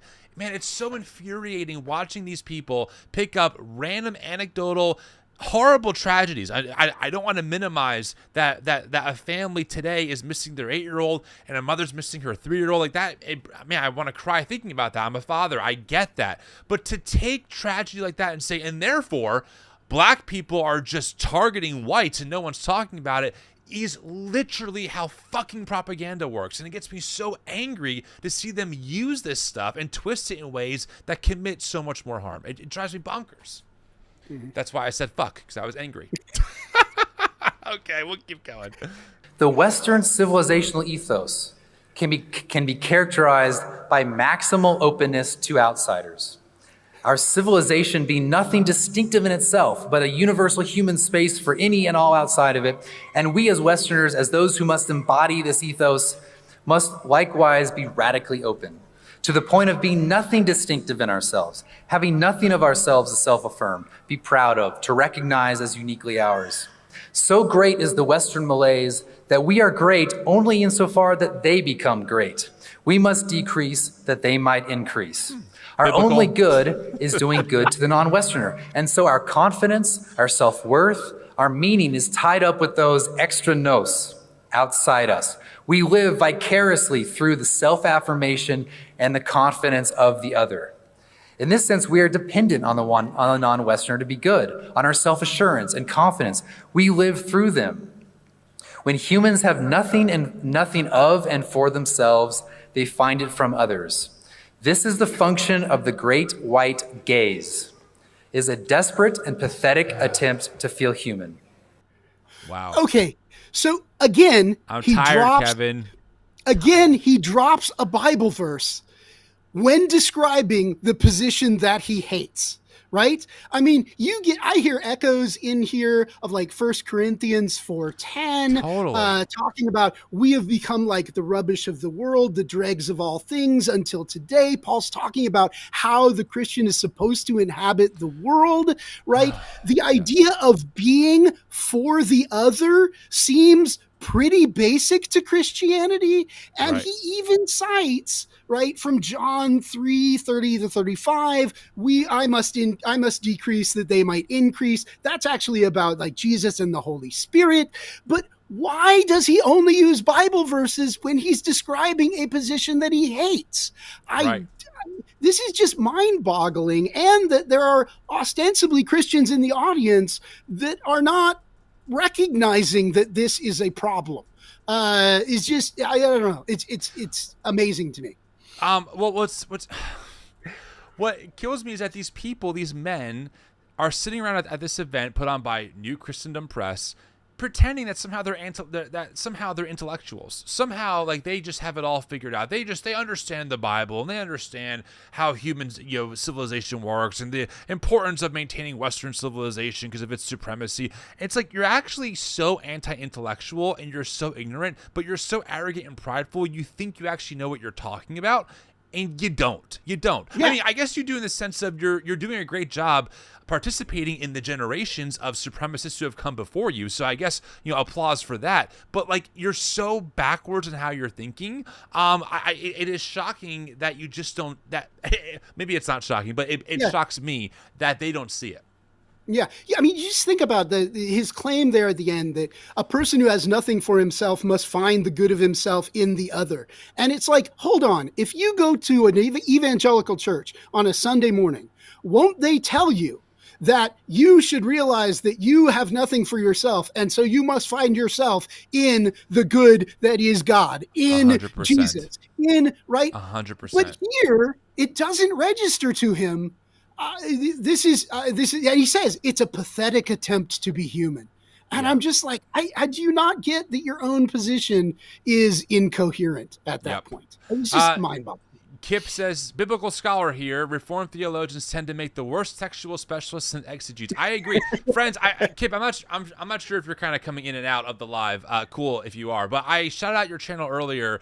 I recommend friends checking out Kip's channel. He has some great people on there often, including friends of mine like Dr. Jennifer Bird, a great New Testament biblical scholar who actually I just had on the podcast last week talking about IVF. Kip, if you want to put your channel or a link or something in the chat, feel free.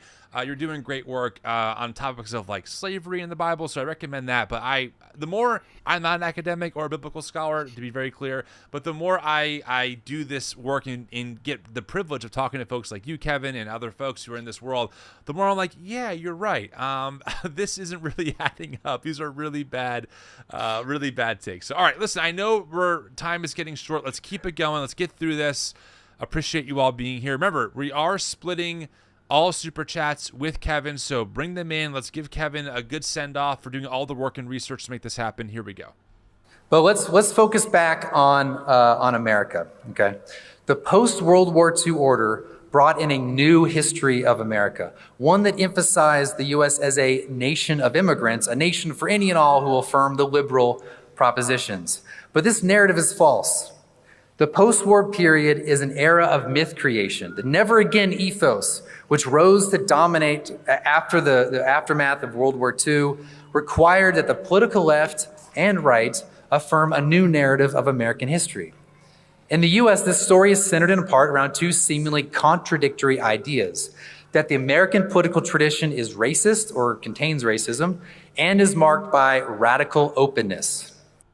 Wow. Okay. So wow. this is okay. There is again, as I said earlier, there is some truth to the idea that the nation of immigrants is a myth. And there's a reason why after World War II, we would have emphasized this myth. And it's because we were just at war with Nazi Germany, right? And we had been a deeply racist, deeply anti-Semitic nation prior to World War II, yet now we were defining ourselves against Nazism. Right. And for the most part, I think that's a good thing. Right. Like defining ourselves against Nazism and leading that to make us define ourselves against our own past racism and anti-Semitism was a good thing. What's weird is that in his narrative, this is a fall from grace, right? This is a place where we went wrong. And that is just, it's amazing to me. I agree. By the way, friends, if you're looking for a good resource on this, I just finished this 6-part series on Netflix called Hitler that really documents the early rise of the Nazi regime way before World War II and goes into World War II. It's really worth watching. I'll just put it that way. And then I think that will give more context of why, to your point, our views of immigration and that stuff really shifted because we saw the damage. And I want to be careful here because I don't know Stephen's heart. That's a kind of an evangelical nod, but I will just put it this way. And Kevin, if you think I'm being hyperbolic, you can correct me, like as always. But the rhetoric that he's participating in here, you can find a lot of similarities to how Hitler thought about people like the Jews early on, especially when he documents his time in Vienna, etc. Again, I'm not saying that Stephen wants to commit the same level of atrocity of what Hitler did, but a lot of the same views of the world and the supremacy nature and culture stuff, it is eerily similar when you start looking into some of that history. And we have to be so aware of that because if there's one thing that is true, those who forget history are doomed to repeat it. And I'm afraid that we're kind of slowly coming back around when people like Candace Owens have millions of followers who are promoting, maybe the Holocaust was kind of exaggerated, friends, or when former presidents are on the campaign trail saying that immigrants are poisoning the blood of our country, which is the same rhetoric that Hitler employed in some of his own writings and speeches. again, that's not being extreme or hyperbolic. It's just reading the room and saying, yikes, we should be concerned about where this rhetoric can lead because we've been here before as a people in history. So I just want to point that out, as best as I can without sounding too extreme. But man, like the more you read history, especially during World War II, the more you're like, yikes, dude, this goes somewhere. This leads somewhere. So, okay, sorry, I'm off my soapbox now. White heterosexual man. His intersection of characteristics renders him the villain in every case of oppression in American history. And this is his only distinctive identity in American history. For the WASP, as we've been called, cannot have a positive identity, nor can he claim a unique and important connection to the American Anglo-Protestants of old, such as George Washington. Washington and all great American Anglo-Protestants of our history have been universalized, and thus they have become fathers of all. We are left with no heroes to call our own. But given the oppositional nature of the historical narrative, non-Anglo-Protestants, having been the oppressed, can exclusively identify with their ancestry. So one can be proud of being Black and Hispanic and Chinese, and they can have exclusive claims to certain American heroes, for example, Martin Luther King for Blacks. But this is denied to white Protestant Americans, whose potential heroes have been either universalized or villainized. They are not allowed to have a distinct people. Again, their in-group is all people. But since their ancestors were the oppressors in American history, they are their own in-group's out-group. Thus, they are connected to their ancestry exclusively, but only as the villains of American history. The exact opposite is true of all other groups. Oh, okay. Boy. So Jeez. what's fascinating about this is that I think he's got it exactly backwards in terms of how this works culturally.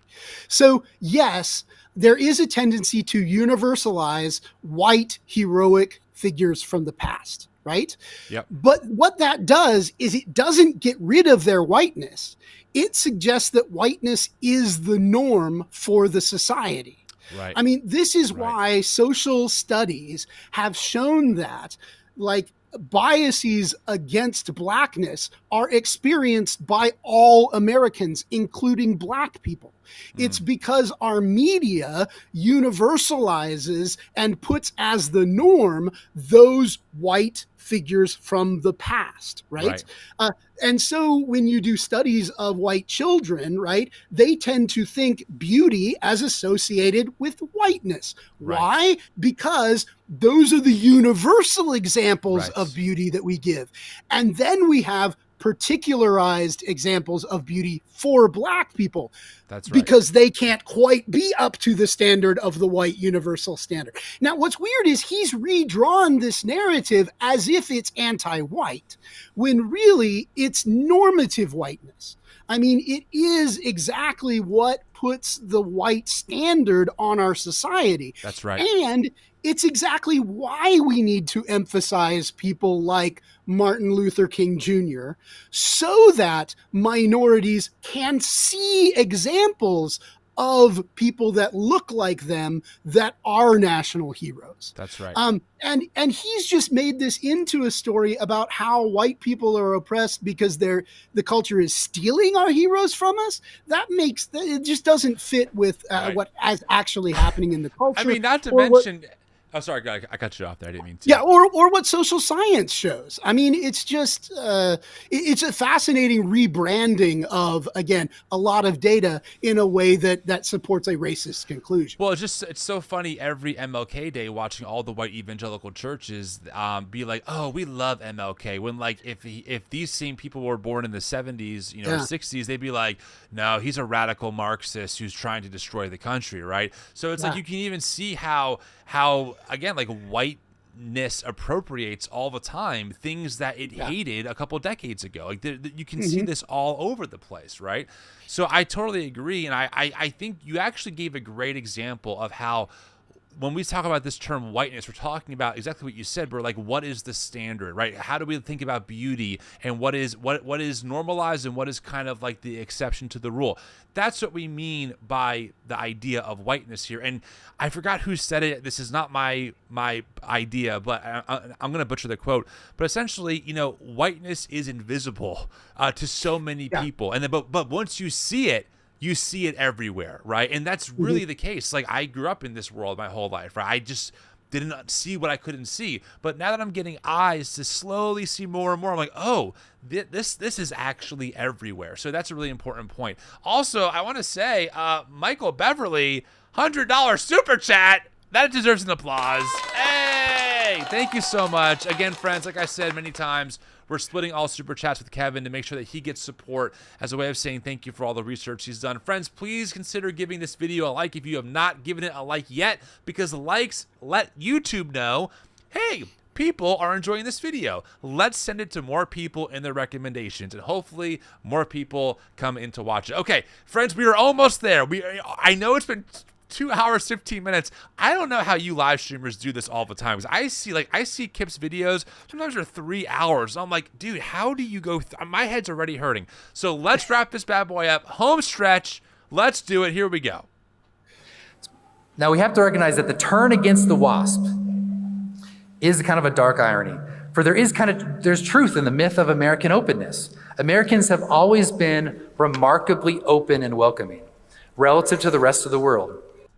Okay, again, slavery? I mean, the Anglo-Americans have always been open to the foreigner. In what reality is he living that this is what history looks like? It is true that America has always been a place of immigration, largely in spite of the Anglo-Saxon opposition to that immigration and the oppression of other people. So it's a very strange thing that he has to affirm both the complete goodness of this, right?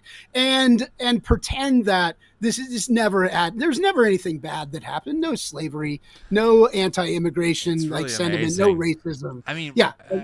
Read Stand from the Beginning by Ibram Kendi. Like, it's a powerful read of just how deeply embedded this stuff is and how quick we forget. I mean, Stephen Wolfe, to not even acknowledge like the hundreds of years of oppression that people have caused other human beings, race-based chattel slavery being as necessary to the economy as electricity is today. It's all there. And for him to be like, oh, it's crazy that we whites are so villainized. It's right. Like, we've always been open to foreigners. Like, how about we have some goddamn humility here? It just, I want to point out one thing. This, and I've always thought this, even before I started deconstructing whatever, I always thought, at the heart of the Christian tradition is the act of repentance. When you find out that something you did, or maybe people groups that you've been a part of have done something wrong, you want to own that and say, oh my gosh, I didn't know. When I was reading books like The Bible Told Them So by J. Russell Hawkins, or Jamar Tisby's read, I'm blanking on it, my head's so spent, and other books, the New Jim Crow, it wasn't hard for me to say, oh my gosh, I didn't know that white evangelicals, my tradition, were so complicit in racism and are still kind of using these ideas now. I want to repent and go the other way. I didn't feel super guilty in the sense of like, oh my God, I'm a terrible person, but I felt an obligation as a Christ follower to do the work of liberating the oppressed. And that started by first acknowledging my own unintentional but still complicity in these systems that have a legacy of racism. To me, this is not Marxism. It's not radical. It's like Christianity 101.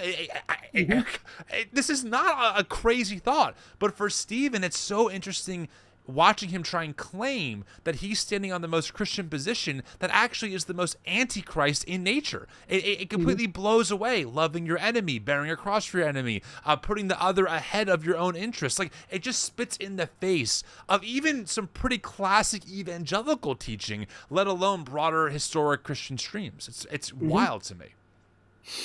Okay. Woo! Here we go. Well, very recently, American openness was highly conditional. It required ethnic conformity.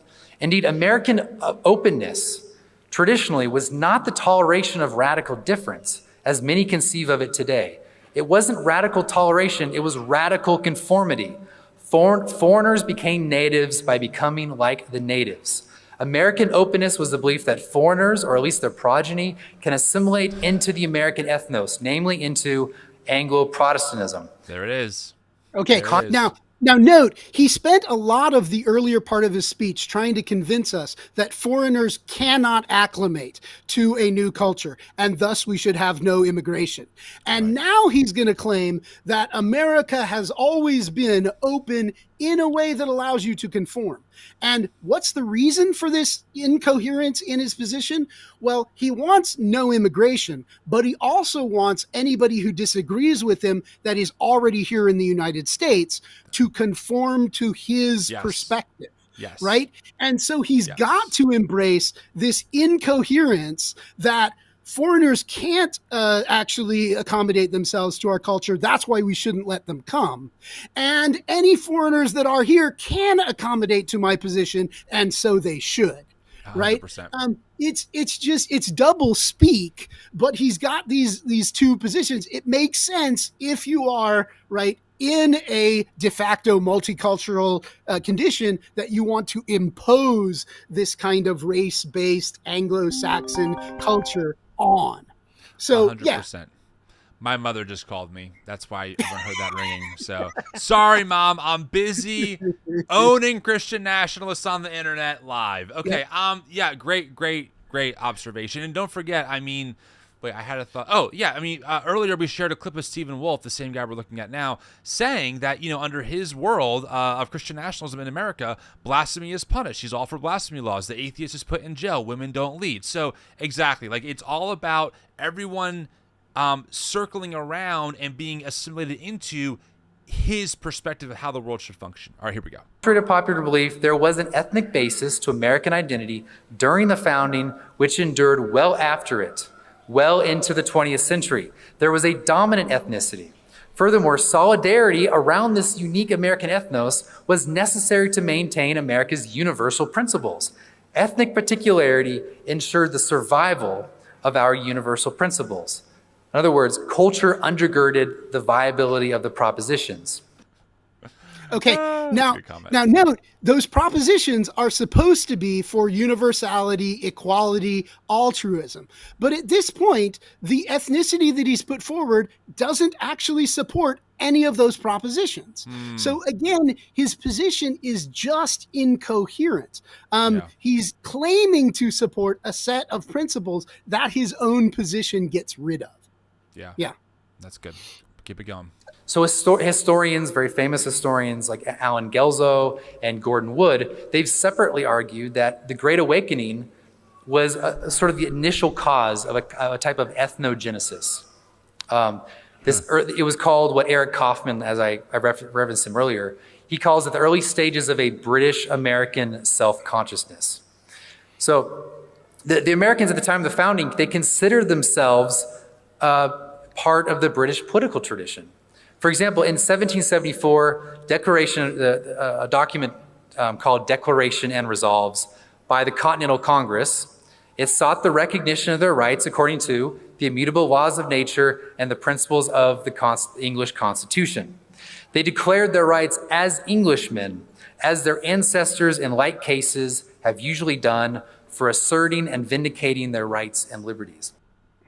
Let's just keep going here. Okay, you got it.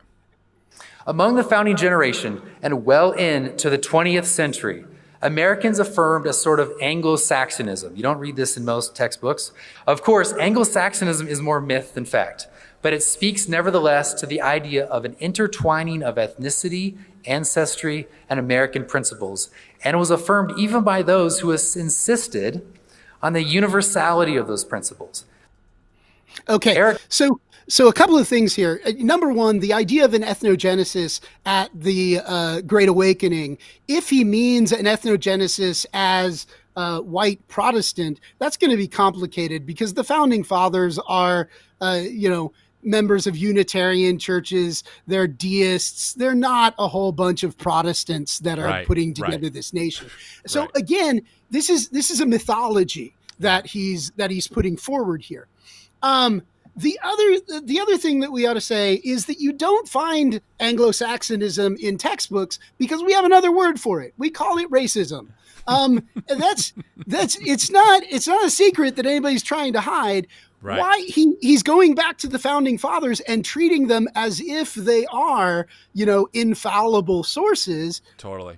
these were guys who were racist at points, right? And Yes. the fact that they held positions that embraced myths about ethnicity is not a reason that we should do that. So just the whole framework of argument faces some serious problems here. 100%. Again, I'm not surprised. I'm not surprised at all. Hoffman, who I've mentioned a few times, he argues that American Anglo-Saxonism was even similar to the romantic nationalist ideas of later in continental Europe from people like Johann Herder and Hegel and Fichte. Okay, hold on. So he's claiming this. The romantic nationalism of the founding fathers was similar to the romantic nationalism of those people in Europe. Now, those people that he names, do you know where they're all from? No. Fichte, Hegel, they're all German. And yes, romantic nationalism in Germany was a big movement. And do you know where it led? I have no idea. I mean, the idea of a Volk, a people with a distinctive Geist, Yes. the spirit of the people, that, right? And he's just here saying, yeah, I mean, our nationalism was very similar to that of the romantic German nationalism. He doesn't use the word German. He says, continental Europe. But that's what he's talking about there, right? It's just, again, it's one of those things that if you know what you're listening to, it's like, did you really just say that? Because I think you're actually advocating for a position that's similar to Schnazism, right? Well, think about it. I mean, Nick Fuentes gets unbanned on Twitter, now called X by Elon Musk. So he's going around there. Marjorie Taylor Greene was spoke at his rally a year and a half ago, and then initially defended it before, she said, okay, no, it was a big mistake, which was like months after. Trump sat down with Nick for dinner and then claims he didn't know who Nick was, but still never apologized or disowned him. Nick Fuentes is a Holocaust-denying, openly anti-Semitic, racist, misogynist, white nationalist, right? And this guy has millions of followers and has a major audience in these right-wing spaces. And I'm pretty sure, although I can't prove this, seems like has the ear of Candace Owens based on how she's been talking, frankly. But I'm just saying, again, think about the state of the right-wing media world. Think about what is allowed. Now, to be clear, Nick is banned from events like Turning Point USA events. I know that for a fact. But honestly, my speculation, it's just a matter of time. It's a matter of time before the people like Nick and Stephen get more and more blatantly open and more accepted in this right-wing ethos of, a distinct people for a distinct purpose that, again, we can see who it's echoing. Okay. We must, and this is very important, we must emphasize that Anglo-Protestantism is traditionally an open ethnicity. Now, this is not me being like a modern guy. This is historically true. We've always held that non-Anglo-Protestants can, over time, conform and become one of us. Dominant ethnicity is not opposed to assimilation. It is not a race essentialist ethnicity, nor something enclosed by genetic markers. People of non-British ancestry can become Anglo-Protestant culturally. Nevertheless, the openness is not an openness for radical difference, but an openness to the possibility of conformity.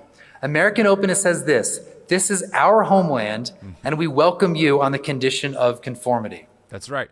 And okay. What did Stephen say earlier? Conformity looks like atheism is atheist is put in jail, atheism is crushed, women don't lead. So this is, friends, whenever I talk about on other channels about how it's all about assimilation, that's what I'm talking about. He literally said it perfectly. Yes, no, we're open to anyone as long as you assimilate into these white supremacist views that maintain a specific social, sexual, hierarchy of who's on top and who's on bottom. As long as you find your place on that hierarchy, on that ladder, you're going to be just fine. The second you challenge it, though, you're a Marxist, you're a race baiter, you're a social. I mean, think about MLK. That perfect example. MLK was labeled all those things because he pushed back on the hierarchy that was put in place mainly by white evangelical Protestants, and it's partly why today people like Charlie Kirk, and certainly I'm sure Stephen Wolfe, look at MLK as in the civil rights movement as a great step backwards that was actually anti-white. And no, I'm not exaggerating. Those are claims made by people in Charlie Kirk's world at his events. So I'm just trying to help you put the pieces together to see where this is coming from and what it actually looks like.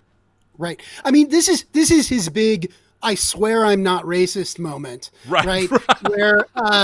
Where despite the fact, as we've noted, he shifts back and forth between culture and white throughout the talk, right? So here, when he's going to make the not racist, he's going to emphasize it's a culture. You can be assimilated to it, but realize throughout the talk what you're assimilating to. You're assimilating to those white people being the true in-group.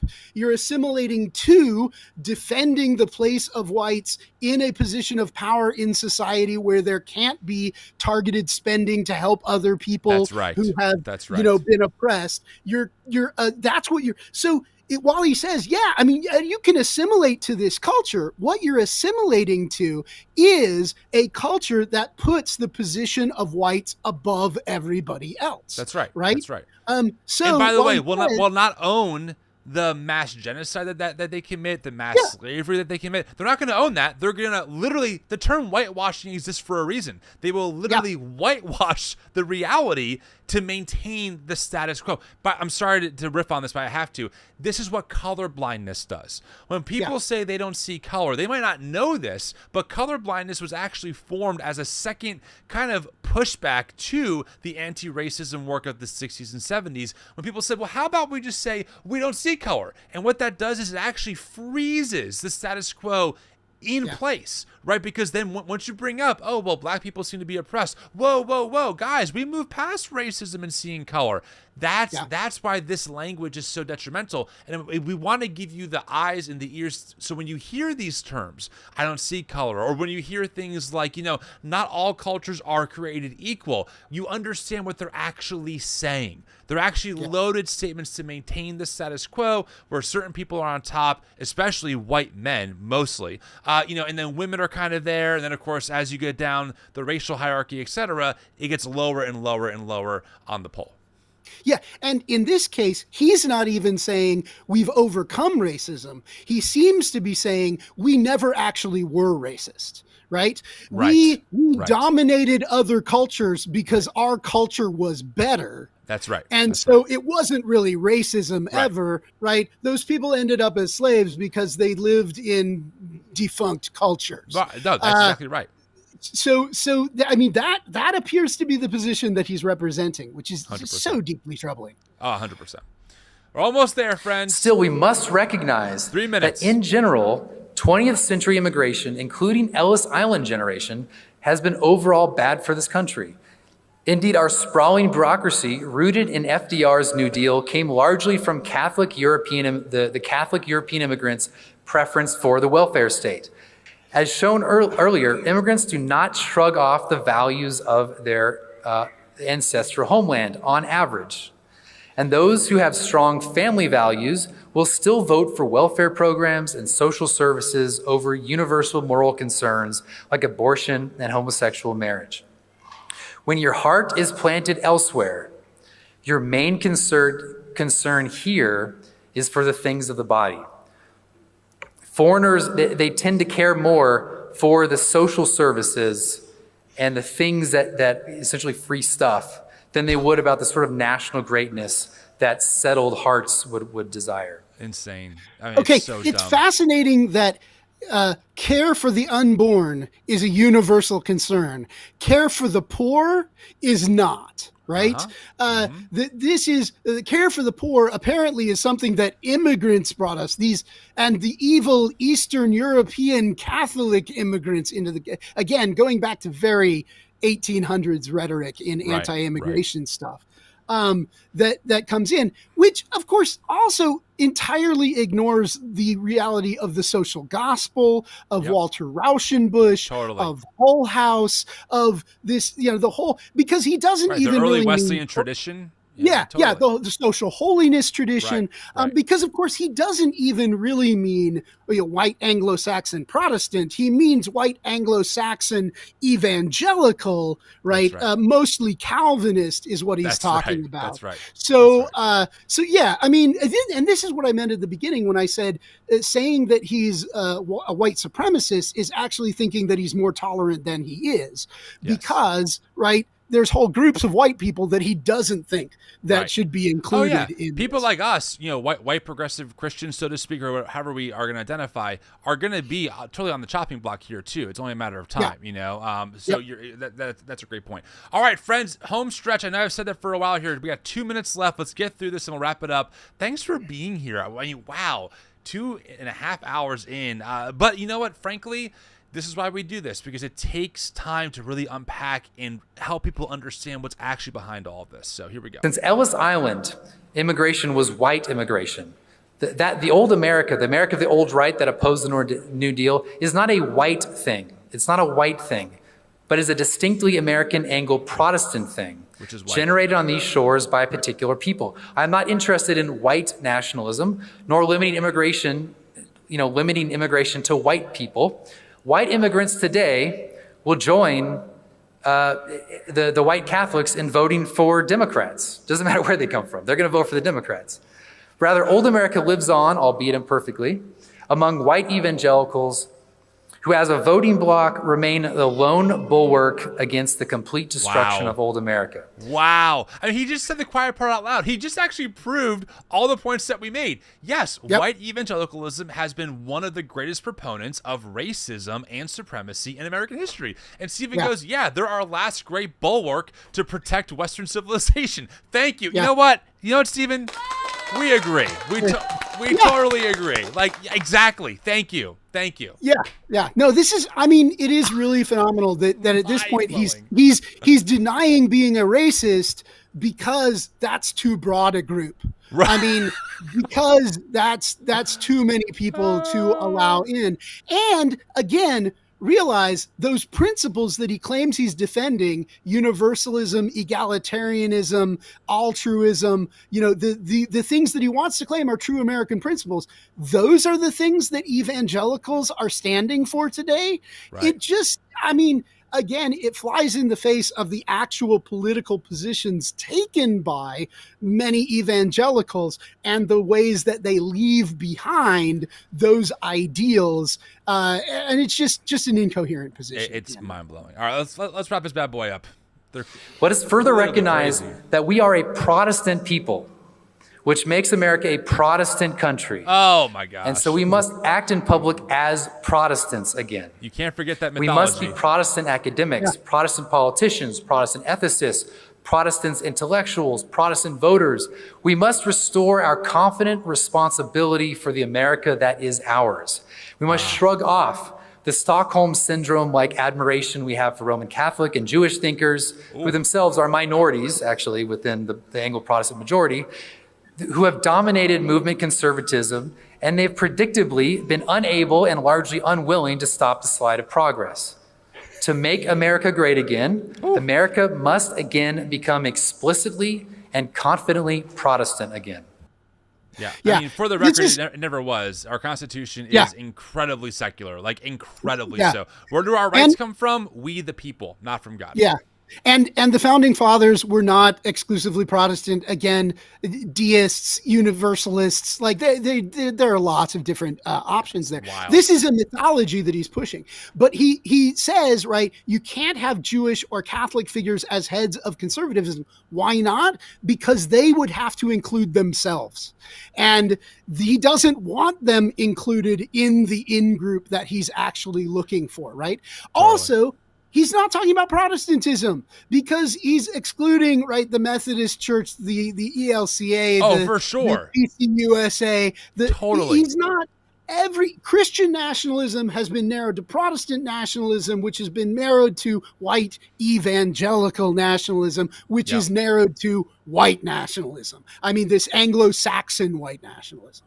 Right? I really appreciate Stephen just saying, I mean, he's really validating all of our critiques. I mean, I've been calling this out, so have you, so have many others, for a couple of years now. And Stephen's like, yes, that's right. We will own all of it. That's right. We want a specifically and distinctly Protestant nation. By that, we mean a white evangelical nation primarily. And by that, we mean an Anglo-Saxon nation. And by that, we mean white people at top and everyone else, well, sorry, people like us at the top and anyone else who will assimilate at the bottom. It's like, thank you for just saying it all. Part of the problem of critiquing it is that we don't have words for this narrow of a view, right? Because even white supremacy is too broad for this kind of position. We don't even have a name for it. It's a great point. No, it's a great point. Okay, let's the last clip. I think it's a minute long, and then we're done. Woo, wow. I mean, pat yourself on the back. What a marathon. So let me conclude with scripture. What's up? Oh, yeah. Go ahead. Go.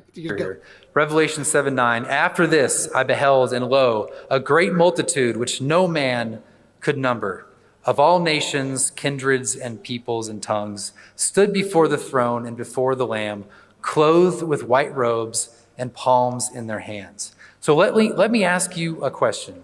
You, brother or sister, are in that multitude. Whom are you standing next to? Have you ever asked yourself that question before? Which nation of that great multitude are you among in that verse? But let me tell you whom I'm standing next to. Oh, tell us. I'm standing next to John Winthrop, Cotton Mather. I'm standing next to Jonathan Edwards. I'm next to John Jay, John Witherspoon, and George Washington. I'm next to Benjamin Warfield, Stonewall Jackson, and Calvin Coolidge. I'm next to Santiago Pliego, Antonin Scalia, Clarence Thomas, and Chocolate Knox. And finally, I'm next to Billy Graham, Jimmy Stewart, and R.C. Sproul. These are my people. R.C. Sproul. So who are yours? Thank you. Okay, let's note, this is the only time in the entire speech where he uses something Christian to support his position, and he reads the Bible entirely wrong when he goes there. I mean, completely. Because I'm not a biblical scholar like Kip is, or you, No. but I know that's batshit crazy. No, Revelation 7:9 says there is one multitude from all nations that stands before God. One multitude from all nations. He reads that as there are a bunch of nations standing separate from each other in front of God. Right, He assumes that the people will be next to members of their ethnicity, right? Their ethnic group, and separate from other Christians of other ethnic groups. That's exactly the opposite of the point that is happening in the Bible, where there is one multitude taken from all of the ethnoi, right? It's phenomenal. I know I'm laughing over you. I'm sorry. I'm just so exhausted from this stupid lie because it's so intense that to have Stephen really pretend that he's some actual scholar and intellectual so blatantly misread like the most obvious sentence maybe in Revelation. I have to crack up. I have to laugh. It's ridiculous. Yeah, no, I mean, the thing is, there are places that you could get a kind of ethnocentrism in the Bible, mostly from places in the Old Testament. Sure. It is really hard when you get to the New Testament. The whole there is no Jew nor Greek thing pretty much makes the New Testament a difficult place to get nationalism from. And so in order to do it, you're going to have to entirely misread it, just as he does here, and then turn it into this schmaltzy, who am I going to be standing next to? Stonewall Jackson, slave owners. Congratulations. Stonewall Jackson, yeah. Confederate generals. Guys, I want you to know that in heaven, I'm standing next to the slave owners who were so adamant about slavery, they fought a civil war over it. Those are my people. Like, congratulations, Stephen. Like, really good. Thank you. Like, wow. That is so brave. actually the closest that he's come to acknowledging that slavery existed in the entire thing. Is acknowledging that he will be standing next to Stonewall Jackson. We have a very strict policy of non-dehumanization here, and I will say it has taken a lot for me not to just be so dehumanizing to this person, because it's laughable. Like, these people think that they like are standing on a firm foundation, that they are standing on some kind of quote unquote biblical idea. I mean, maybe RJ Rushdoony would love this ideology, but I'm saying, like, it's bad on every level. It's a bad reading of data. It's a bad reading of cultures and how they function. It's a bad reading of specific Bible verses, and they sit there with their smugness, having their little stupid events, the new Christendom, where and they really think like the goal of our life is to take over the country and put people underneath our foot in the name of God. And it's like, no, we will fucking resist you every step of the way. Like, I don't know if these people understand how completely opposed not only I am, but millions of people are to this way of thinking, and why we will do everything we can absolutely do within our power to resist and to make sure that they have no access to political or cultural power to get this done, because it will destroy the lives of so many of our neighbors, many of which are already so marginalized. And I'm no Bible scholar, but when I read liberate the oppressed, or feed the poor, take care of the sick, clothe the naked, love your enemies, blessed are the meek, for they'll inherit the kingdom, they'll inherit the earth, I go, yeah, this seems pretty antithetical to whatever the hell Stephen Wolfe is preaching. And so I feel like, especially if you're out there listening to this and you're a Christian, you have an obligation as a Jesus follower to do everything you can to make sure, for the sake of your neighbors, divesting your own privilege and power, that this shit does not see the light of day in terms of our political and cultural moment. Because, my God, it is so freaking dangerous. Yeah. I do think that, as a scholar, I recognize that the Bible can be read, right? You can take different parts of it and come up with very different positions.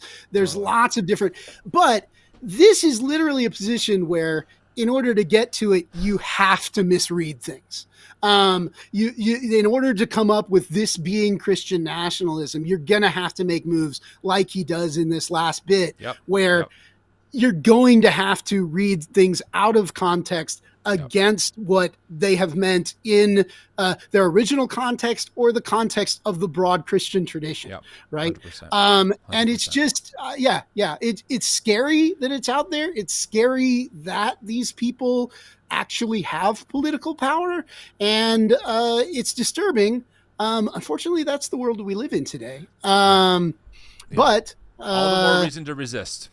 And also to offer a better alternative, right? A better path forward. We say this often from our standpoint. A better path forward in our faith is the key.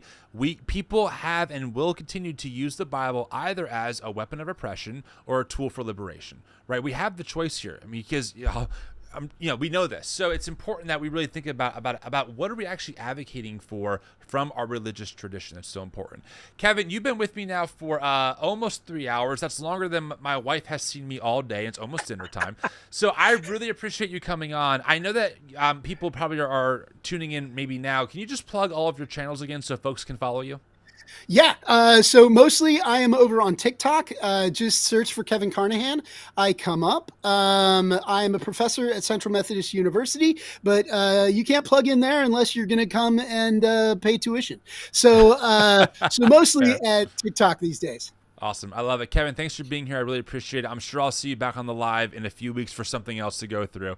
Friends, again, thank you so much for being here. It means the world. Like I said earlier, we are a nonprofit organization. I'm able to do this work and bring on amazing guests like Kevin because of your generosity, whether it's a super chat, which again, we're splitting all super chats with Kevin, or a donation to our organization. It all helps make this work completely accessible, 100% paywall free, and open to all. I would love your thoughts if you're watching this on YouTube in the comments. Please make sure to give this video a like. If you're listening on podcast, hello. Thanks for tuning in for almost 3 hours. Would love your thoughts. Shoot me an email. Friends, I'll talk to you all soon. Woo! I need more coffee. See ya.